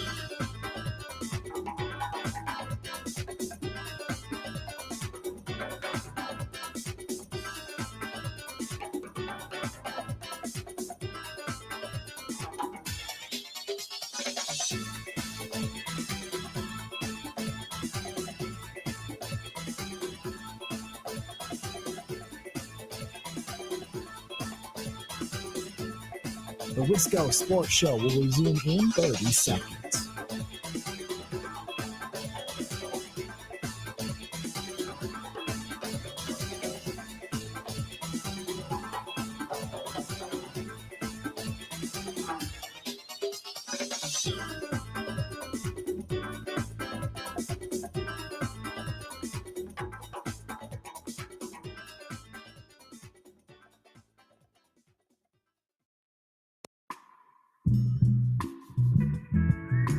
Wisco Sports Show, Mike Clemens in about 10 minutes. I want to change gears a little bit, discuss a couple of the things that Matt LaFleur had to say yesterday at his press conference. I bookmarked 2 things. I'll give you the full exchange between reporters and the Packers head coach here in a minute. A little more cope coming in on the text line. Eau Claire Chris says, Brewers won game 1 in 2018 and 2011. Lost game 1 in 1982. Just saying. Yes, it's an important reminder and it's good perspective. I also think it's cope. But why can't it be both? You know what I mean? It's a 7-game series, man. These things are long. It doesn't really feel all that long if the Brewers lose tonight. That's the concerning part about losing game 1, is if Freddie shows up and doesn't have it tonight, it starts to get late early. Not that the Brewers couldn't come back. They'd have to win 4 out of 5, which isn't impossible. It's just unlikely. It's a little bit more unlikely than I would, like. And I think that's reasonable, right? Don't you? Matt LaFleur at the podium yesterday, speaking at length. There's a couple questions and answers in here, so we'll pause it as it goes along. Talking about the defense struggling with short stuff. Or as I saw Aaron Nagler tweet today, perfect wording, they get paper cutted to death. And it started with Dallas, and I thought it would be addressed over the bye, and I was excited to see the adjustment, the counterpunch to the counterpunch against Cincinnati, and they didn't really have it. The Bengals kind of did the same thing in the second half, and the Packers really didn't have a counter. So here's Matt LaFleur. You'll hear the questions and the answers, and we can pause and react as the clip plays along. It's about 1 minute, 50 seconds total. I don't know. That one of our coaches said that his average release time was 2 point whatever seconds. So he was getting the ball up pretty well, or pretty quickly. And I think what they did a nice job of is because we played a decent amount of man coverage, and I mean, there were a couple of those plays that he threw up to Chase that, I mean, we're in position to make a play, and that's just a great player they have. And that's the danger when you're going against a veteran quarterback. He knows exactly where to go with the ball based on what he's seen. And if given the opportunity, he's just going to lay it out there where his guy can make a play on it. And I mean, he's one of the best in the game for a reason, because he makes those plays. And they were some, I would say, high degree of difficulty, some of those receptions, and it gave him a chance to stay in the game all the way to the end. So I buy that. And that's a good point. The Packers may have had a counterpunch. They said, okay, we'll play more man. We're not going to play as much zone in the second half because it's clear that the Bengals want to dink and dunks. We'll play man. And maybe that was the counterpunch. It just didn't seem like a counterpunch because Joe Flacco threw up a couple of prayers that Jamar Chase answered, right? Okay, sure. I'll take that. I saw a stat earlier today. This is from Sumer Sports. The Packers play, when playing man coverage, they're 9th in EPA per play with a success rate of 60%. And when they're in zone, they're 18th in EPA per play. They're twice as bad. I think that holds up mathematically, right? With a 51% success rate. So they've been better in man. I don't know with what percentage they play both. I feel like they've played more zone, and that makes sense. Living in man with these corners, especially against wide receivers like that or against a quarterback like Dak Prescott, can be tricky. But I will accept that answer from Matt LaFleur. Is like, yeah, we made an adjustment a little bit. We went to man, and then Jamar Chase just did Jamar Chase things. That's fair. Okay, let's continue. Do you expect pretty much every quarterback that you see from here on out to have the same philosophy with your rusher getting the ball out quick, and how do you counteract that? I would say that's been a theme through 5 games. So, yeah. I think it was more a theme Cowboys, Bengals. I don't remember that being as much of a theme in the previous games. So I would just like to focus on these two, but that's fine. Just getting the ball out quick with quick game and screens and some run alerts. And we getting a ton of double chippers as well to when they do want to or need to try to push the ball down the field. That's just going to be the way it is, I think, for a while. How do you counteract that defensively when that's what you're going to be facing? Well, I think, there's a lot of things that you can do in terms of just presenting different looks or coverage schemes or simulated pressures, whatever it may be. But I think it's just going to be important for us to make sure we're playing complementary football, and we got to get leads on people. Yeah. Okay. Well, complementary football, to the Packers' credit, and I don't know that this has been talked about enough, they came out in the second half of that game, and I don't know that they scored every time, but there was no clunker 3-and-out. There was no, you couldn't have that there. Like, they played a pretty darn clean and effective second half of football, and I'm just pulling up the drive summary here because I want to make sure I'm remembering correctly. I listened to this game on the radio, and I'm glad I did so the Bengals opened with a touchdown drive. The Packers went touchdown drive. The Bengals went touchdown drive. The Packers went field goal. And would that have been, that was the play where Jordan Love slid short of the marker, and then they had kind of the broken play or the play that didn't work. The Bengals sniffed it out and just kind of brought the house on third down. So at no point did the Packers offense not hold up their end of the bargain in the second half. You talk about playing complementary football. The Packers offense needed one of those stops or one of those scores to be answered with a stop. I kept feeling in this game like there was a turnover coming, and credit to Joe Flacco. I think that was a big reason why the Bengals felt they needed to get rid of Jake Browning. It's like, sure, any piss boy can throw the ball up to Jamar Chase and T. Higgins, and we can probably be okay. We just also can't have the guy throw the ball to the other team 3 or 4 times. And I think Joe Flacco is probably much better positioned to do that. I think we saw that. I felt like at some point the Packers defense was going to come up with a big time turnover, and they never did.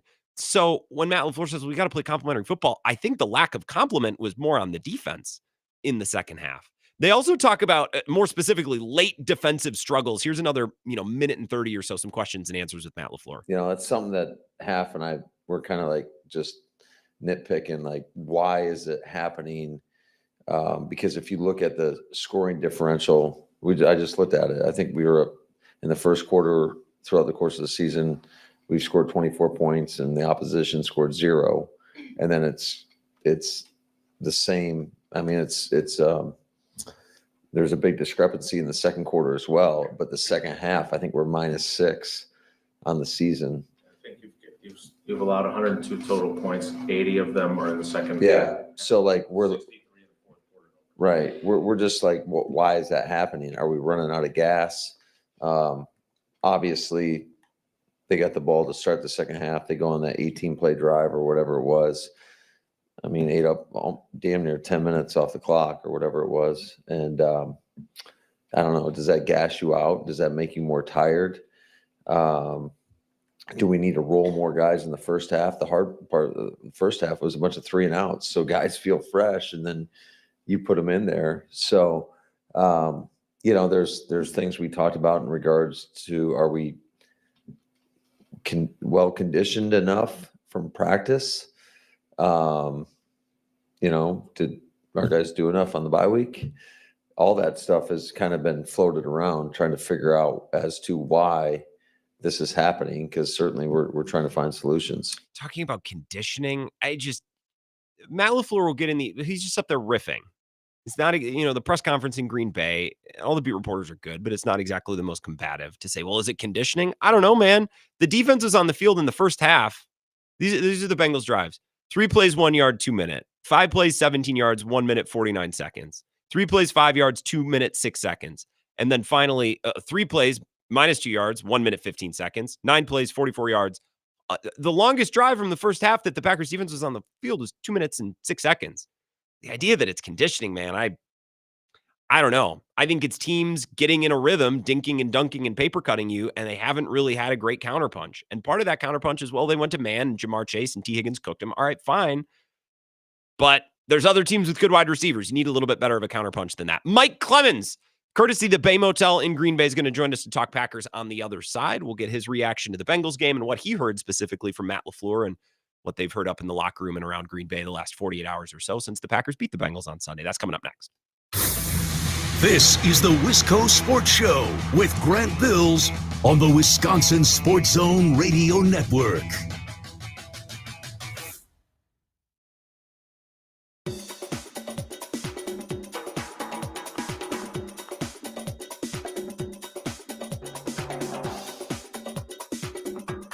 The Wisco Sports Show will resume in 5 minutes.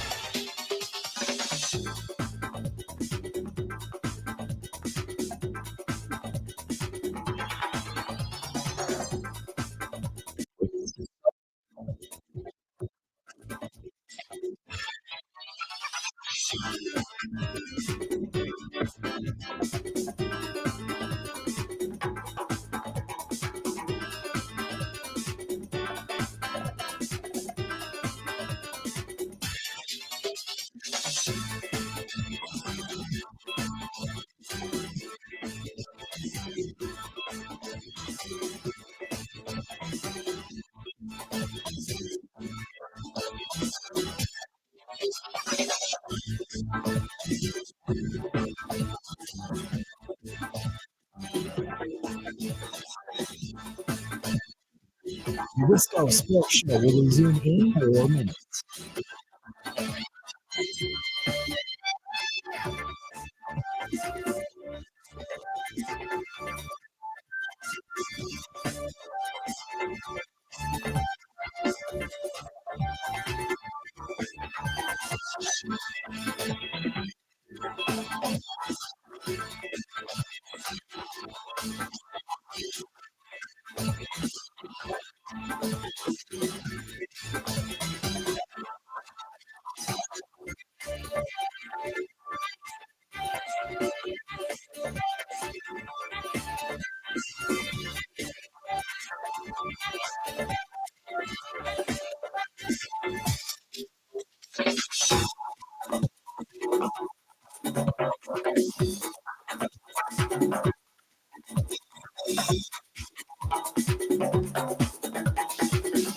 The Wisco Sports Show will resume in 3 minutes.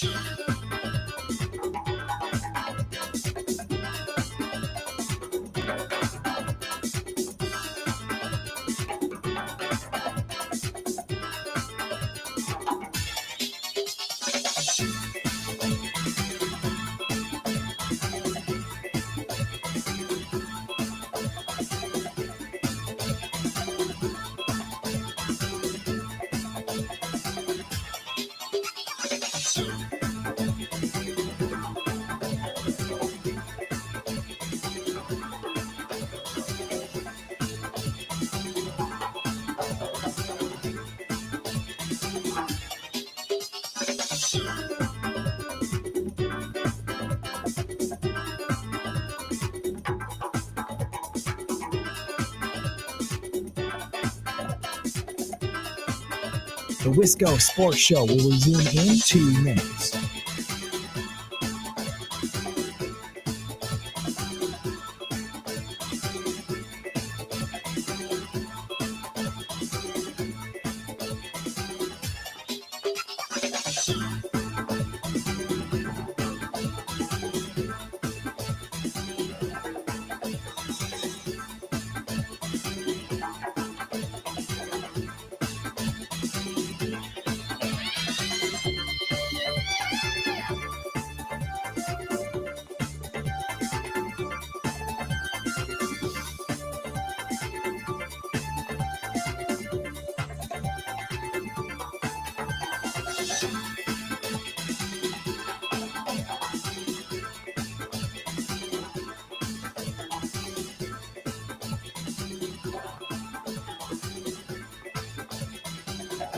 The Wisco Sports Show will resume in 1 minute.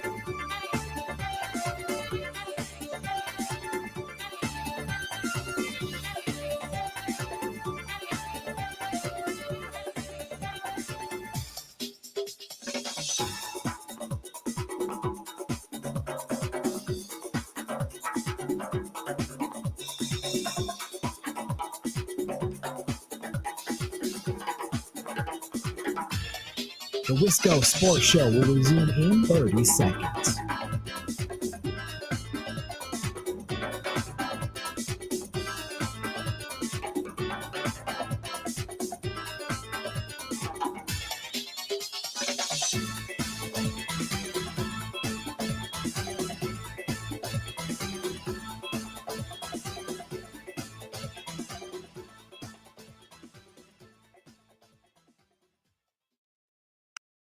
Yeah, no, that's something that, we got to find ways to keep capitalizing on. Like you said, it's up 10-0. We got to find ways to, put teams away early, not even make it a close game at the end. So it's something we got to keep improving on. But I think that just comes down to playing complementary ball in all three phases, offense going down there, putting up points, and defense getting stops. That's Jordan Love after the game on Sunday. It's funny. I worked Bill's postgame show on Sunday night, which I normally didn't do. Did I say the game on Monday? I meant Sunday. I worked Bill's postgame show, and maybe I'm not familiar with the game of the callers to Bill's postgame show. People were pretty ticked. They thought the Packers should have won by more, and they didn't cover. I didn't pick them to cover. Neither did Bill, for the record. I thought it was a fine game. All right, get a W. They hadn't won in over a month. They hadn't won since September 11th. So who am I to turn up my nose at any sort of win? Now you're 3-1-1. You're at the top of the division. You move into a soft portion of your schedule with Arizona and Pittsburgh, which can absolutely be a winnable game if you play well. And fans really haven't been all that happy. But I listen to players. It's like, hey, man, that's a W. I think this locker room needed a win. So it's interesting to see the contrast in reaction between fans and between players. Mike Clemens, thanks to the Bay Motel, can help us bridge those two parties and the things that are said by both. Mike, did you experience maybe not a jubilant locker room, but did the locker room on Sunday match the things that we've heard and the things that have been talked about by fans? Because I feel like there's a disconnect there. Yeah, I thought it was just me because I was the first one in the locker room. I usually have to do so for NFL radio for the network, and I'm like, what did I just miss here? Yeah. I want to go back out and double check the scoreboard, and it was flat. It was kind of flat in there. And then the other thing I noticed is, offensive linemen that were waving off and saying, don't really want to talk, don't want to go on camera, limping along into the showers. And it's like, man, these guys are banged up. And they're coming off a bye. And, and Zach Tom, one guy got over to him just in casual kind of conversation, like how you doing? He's got this tear, somewhere there in the hip area. Mm-hmm. And he says, and he just looked at him and said, excruciating. So the guy played, but he's in pain, man. And he's trying to hold off, the Bengals pass rush with that. Aaron Banks is out there on a bad ankle and groin situation. So your offensive line is kind of banged up. I think, the fans watching this are saying, we haven't had any season-ending injuries yet. They haven't carted anybody off the field, Mm-hmm. well, except for Lucas Van Ness. But, we're early in the season, and why aren't we just, dominating these teams? We should be healthy, and, and look what the Bengals brought. And as we talked about yesterday on Bill's show, when you start finding out just how messed up the Bengals were and were literally drawing up plays in the dirt, Yeah. with Joe Flacco and Jamar Chase. When you think about, quote, strength of opponent, and at one point those guys were only 6 points away and with 4 or 5 minutes left in the game, and you had not put them away, with Joe Flacco getting news on Tuesday, he'd been traded, 4 days to prep. Jamar Chase, his number one receiver, comes down with a flu bug on Thursday, says he only got 12 reps with the quarterback. I mean, they were getting to know each other in the pregame warmups, literally. That's a head scratcher. I guess here's my point. I'm not telling Packers fans that they should be over the moon for that game. I just don't know. I can't bring myself to be frustrated because they didn't clobber. They didn't blow them out. Well, they blew out the Lions, and they, for the most part, took care of the Commanders. I'm a big believer that it's not just about who you play. It's about when you play them. And what kind of gave me pause, and I talked about this Thursday, Friday, the Bengals had lost their last 3 games, 28-3, 37-24. That score, the Lions blasted them. That makes it look closer. And 48-10. And they get a new quarterback. That's a little shot in the arm. I think a team with even just 3 or 4 stars, and the Bengals have a couple, I just didn't think they were going to lose by 30 plus again. And to be fair, the Packers haven't really shown to be a team that consistently blows out teams either. But Mike, who does? This is what Bill and I talked about earlier. The Bills straight up lost to the Patriots at home and lost to the Falcons last night. The Commanders lost as 4.5-point favorites at home. The Lions lost. They're a team that normally blows doors, and they lost to the Chiefs pretty handsomely. I don't know. It's so easy to get stuck in the Packers frame of view. But when you look around the rest of the league, it's okay. Like I'm not going to, again, do cartwheels for this Packers win, but I just thought the reaction was so negative, and I'm like, it was just kind of a ho-hum game, and it can just be treated as that sometimes. You know what I mean? Yeah, and so don't get so worked up about buy into national NFL experts' predictions in August to who's going to come out of the gates and who's going to be in the Super Bowl in August. It's just silly. This is why the ratings are so high on this sport, because like you said, last night, the Falcons beat the Bills at home. The Bears pull off a win. Hell, the Giants beat the Eagles. Yeah, finally. that's another great example. Yeah. Jackson Dart comes out of nowhere. So, it's not easy to win in the NFL, regardless to how you look week 1 and 2, and then, how as things move on.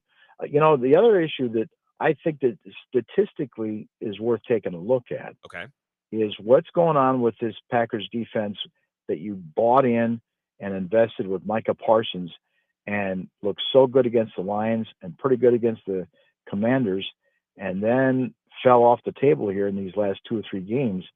I think in the fourth quarter, the Packers defense now, somebody told me it was like they've allowed 6 touchdowns and only forced 1 punt. Yeah. They've been elite in the first quarter and in the first half. And then the fourth quarter, they've been beaten quite a bit. Yeah. Yeah. And the Bengals, putting up 18 points, which is like your goal. They did that in the second half. Yeah. With guys that were still just getting to know each other. Jamar Chase got more passes thrown to him in the game than he did all last week with the new quarterback, or even the reps he was able to take in practice. They're literally drawing up plays in the sand, or they got Jake Browning over there translating in language to him, because I recognize the plays, but I don't know what the language is. Do I call that right? And he had to back. He couldn't call audibles. Flacco couldn't change the play at the line of scrimmage. Just keep it simple. Let's just play catch out here and see if we can hang on to the ball and move it down there. And 1 or 2 drives away, now they've got a chance of beating it. So I thought this was interesting because LaFleur was asked this, and he said, "Yeah, I just spent the whole afternoon talking about it." LaFleur has been very open about where they are, very accountable. He said, "I just talked to Hafley about this, the defensive coordinator. Like, are we running out of gas? Is it conditioning? Yeah, I played that cut in the last segment. I thought that was interesting. Yeah, is it conditioning? Because they were barely on the field. The longest drive that the Bengals had in the first half was 2 minutes and 6 seconds. So if they got tired, it was completely and totally just because of the second half. And that's all, because they basically got the first half off. Yeah, no, they received the kick at the start of the third quarter, the Bengals did on Sunday, and then they proceeded to have a 17-play drive that took up like 10 minutes and 15 seconds. I mean, the Packers could not get off the field. And it's because the veteran Flacco and, Zach Taylor, the head coach, had found some things that, hey, this works. Short pass here, short counter here, quick hitting things. And another thing is that Flacco did an amazing job of getting the ball out of his hands. And that just diffuses Micah Parsons. I don't care how good he is, how fast he is. If remember Mike McCarthy thought that Aaron Rodgers, about 4 or 5 years in, was hanging on to the ball too much and scrambling around. Mm-hmm. So then he started putting practice. He put up this little light on a pole, and he had the equipment manager run it.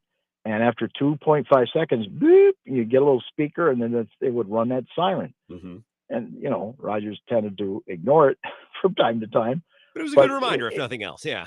It drove home the point. Yeah. Well, if you put a clock on some of those plays that Flacco had the other day, the ball's out of his hands in 2 seconds. Yeah. Well, that takes away your pass rush. Yeah. And, negates that. So these are the things that Hafley has to work. Now you're taking on the Cardinals, and that's his team in disarray. Their head coach, Jonathan Gannon, he got fined $100,000 last week for that confrontation he had with the running back, Amari DeMarcado, who runs into the end zone against the Titans, loses it. It ends up being a touchback. When he comes to the sideline, the head coach just drills into this guy and at some point gets physical with him, and the team fined their head coach $100,000. So that's where they're at right now. And I don't know if Kyler Murray's going to play yet. Yep. I don't know if Marvin Harrison Jr. is going to be available. We'll find out their status tomorrow afternoon with the first injury report out of Arizona. So So that's what's going on there. Another thing worth talking about, this is the only other item, because I've mostly been Brewers and Badgers this week. The Packers won a boring game, which is actually perfect for the talk show because the Badgers melted down, and that's more interesting than a boring Packers win, and the Brewers are in the NLCS. But one other thing that I fit into the show yesterday, I'm really impressed with Matthew Golden, and it was the play, that third down reception at the end of the game, Mike. And I thought I noticed it while watching, and then I heard Jordan Love confirm it in the postgame press conference. I was very proud of myself.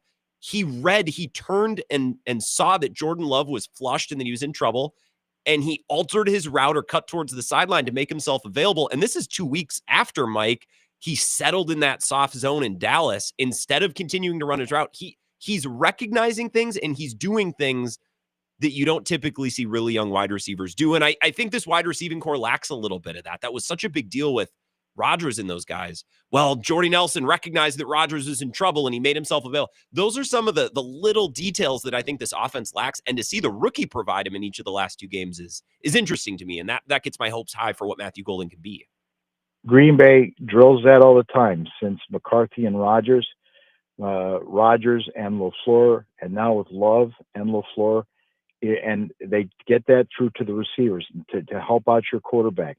You run the route that 1, 2, 3 throw. Wait a minute, you're covered. Okay, well then you guys know in advance if you run that route and it's covered. Now you're going to zag out, to the opposite way because we'll anticipate that there won't be a safety there. There won't be other coverage. There won't be one of your teammates running around in that area. And you already know if it's covered, boom, you're going to cut that way. The quarterback's going to try and extend the play with a step or two and then throw it to that area. And they drill that. You see them drill that all the time. Yeah. And obviously, that's sinking into Matthew Golden.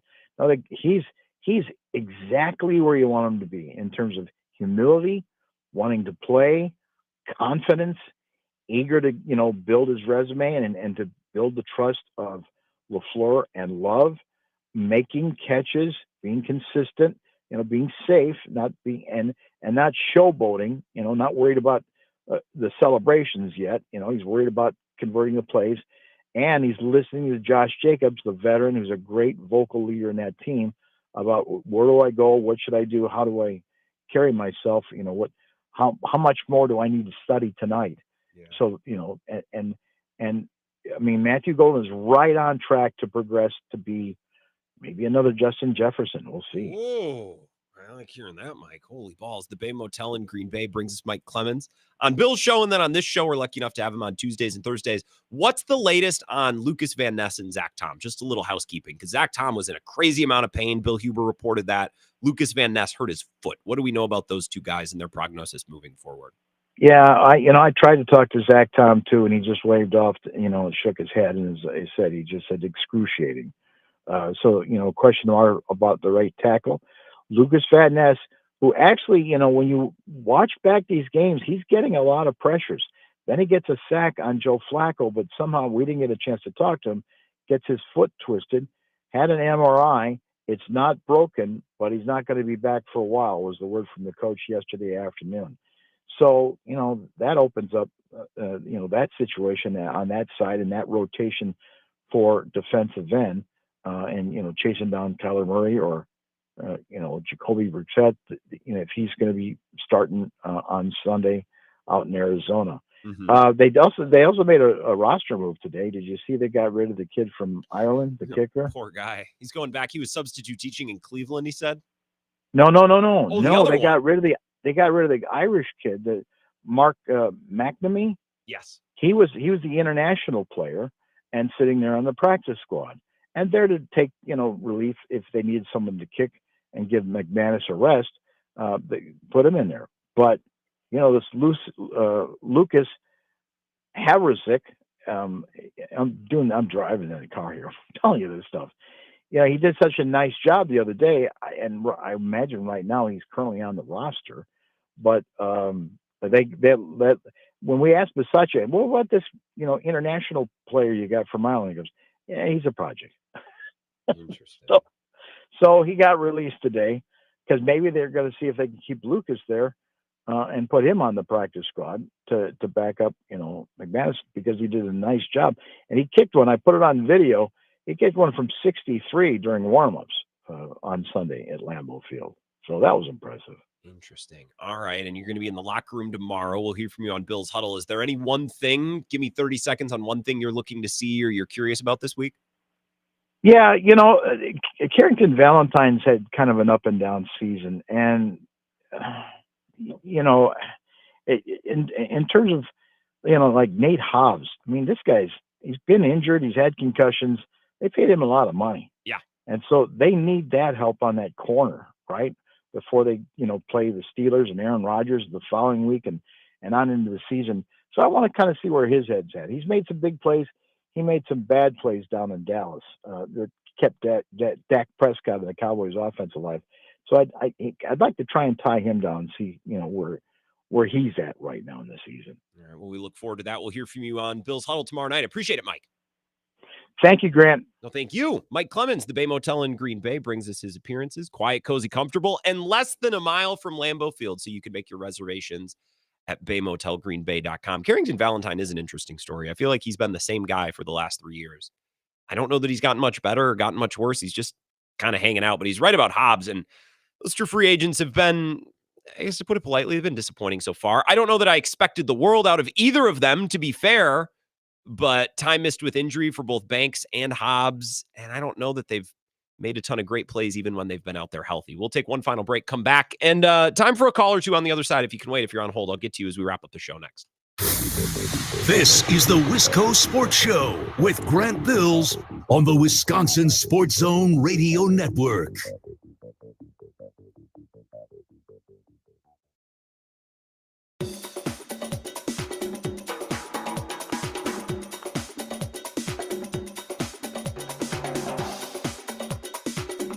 The Wisco Sports Show will resume in 3 minutes.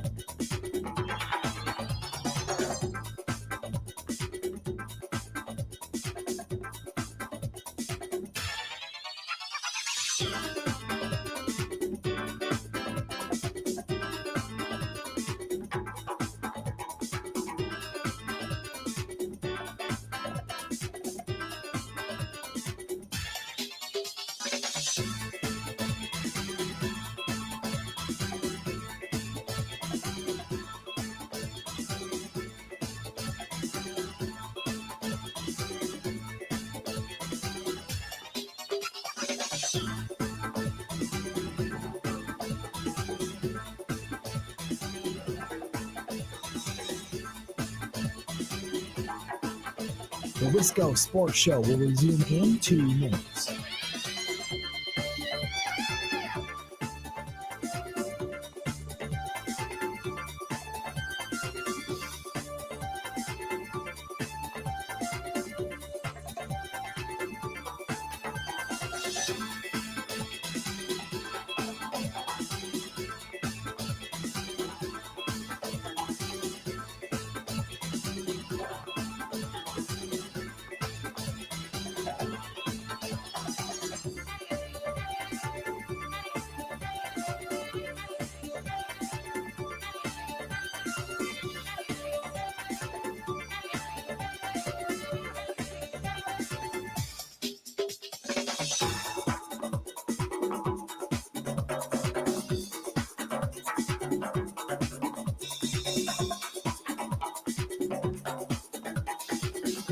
The Wisco Sports Show will resume in 1 minute.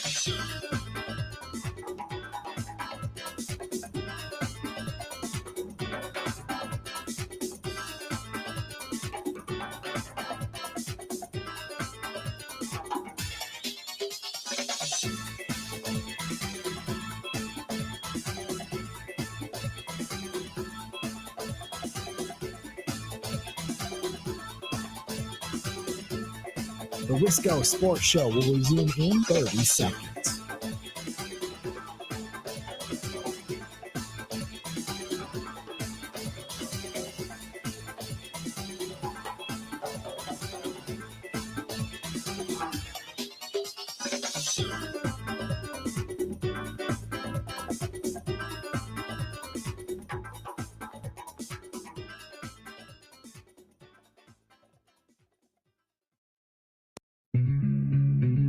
Last couple of minutes here. It's the Wisco Sports Show. Going to take a call here to wrap things up. I'm confused. Rick on the live stream says, Grant, did you get a haircut? Kate asked me this morning too. Why do people keep asking me that? I got a haircut like 2 weeks ago. Well, a week and a half ago. I had a wedding last weekend. I got a cut on Friday before. What it looks the same as it ever has for the most part. I don't know. Should I do like a middle part? Maybe I could buzz it. I buzzed it during the pandemic and I actually kind of liked it, but now I feel like if I buzz it, I'm just going to be mortified by my hairline and how far it's receded. So I think the time for the buzz has passed. But no haircut, Rick. Thank you for observing, though. 608-321-1670. Wisco Sports Show. Who's that? Eric on 990. What's up, Eric? What would you like to talk about? I have a feling I know what you're about to say, but go ahead. No, I don't think you do. Okay. I don't think you have any idea. Okay. We're gonna be real happy tonight. We got that terrain out there playing instead of being in reconstructive knee surgery. Well, that's correct. That would have probably Right? done some damage. It wasn't going to hit him on the butt. That was going to take out a kneecap. That was gonna take out a kneecap. He could have ended up like stirring spaghetti sauce with that tonight. You know? Yes. That would have been bad. So I believe that we're going to be real happy about him just sliding his knee back a little bit to miss that. Yeah, I don't have a problem with that. A lot of ball. That's a very difficult thing to pull off. I thought you heard Mike Clemens suggest that Matthew Golden could be on his way to being Justin Jefferson, and I thought that would have perked your ears as a Vikings fan. Well, I was writing everything down. You were listening and intently. I'm going to send it. I'm going to send it to other teams now so they know how the Packers are coaching their exclusive coaching of trying to get open when your quarterback's in trouble. I don't think anybody knows that. I don't know. I don't gather that they've done that good of a job coaching that. I don't know that they're that good at it. So when Mike says, well, they practice it all the time, my thought was, well, I guess I wouldn't have thought that given what I see on Sundays. Quite honestly, when I hear that, I have to think to myself, this is not about Packers or Vikings or anybody, just professional sports players in general. If you've been doing this since you were 8 years old, you should know that by now. It shouldn't be like, wow, I'm supposed to do that. Don't you think? Yeah, I suppose. I would think so. I think it's very, Eric, I appreciate it. I got to run. Have an awesome night. We're going to win tonight. That Terang fella's got a functioning knee, so that'll help. I think it's very easy to think that athletes get that, but I think a lot of wide receivers are caught up. Here's my route. I got to hit this at 3 steps. I got to hit this at 4 steps. I'm going to turn and look for the ball. I think it's more of a sixth sense than maybe you're saying. I think it's something that comes with time and experience and refinement. And I don't know that a lot of Packers wide receivers are good at it. I don't know that Dobbs or Wicks, I don't know that those guys are that good at it. Matthew Golden has shown me in the last 2 weeks, and as a rookie, I don't think that's nothing. That's it, Eric. Enjoy the Brewer game tonight.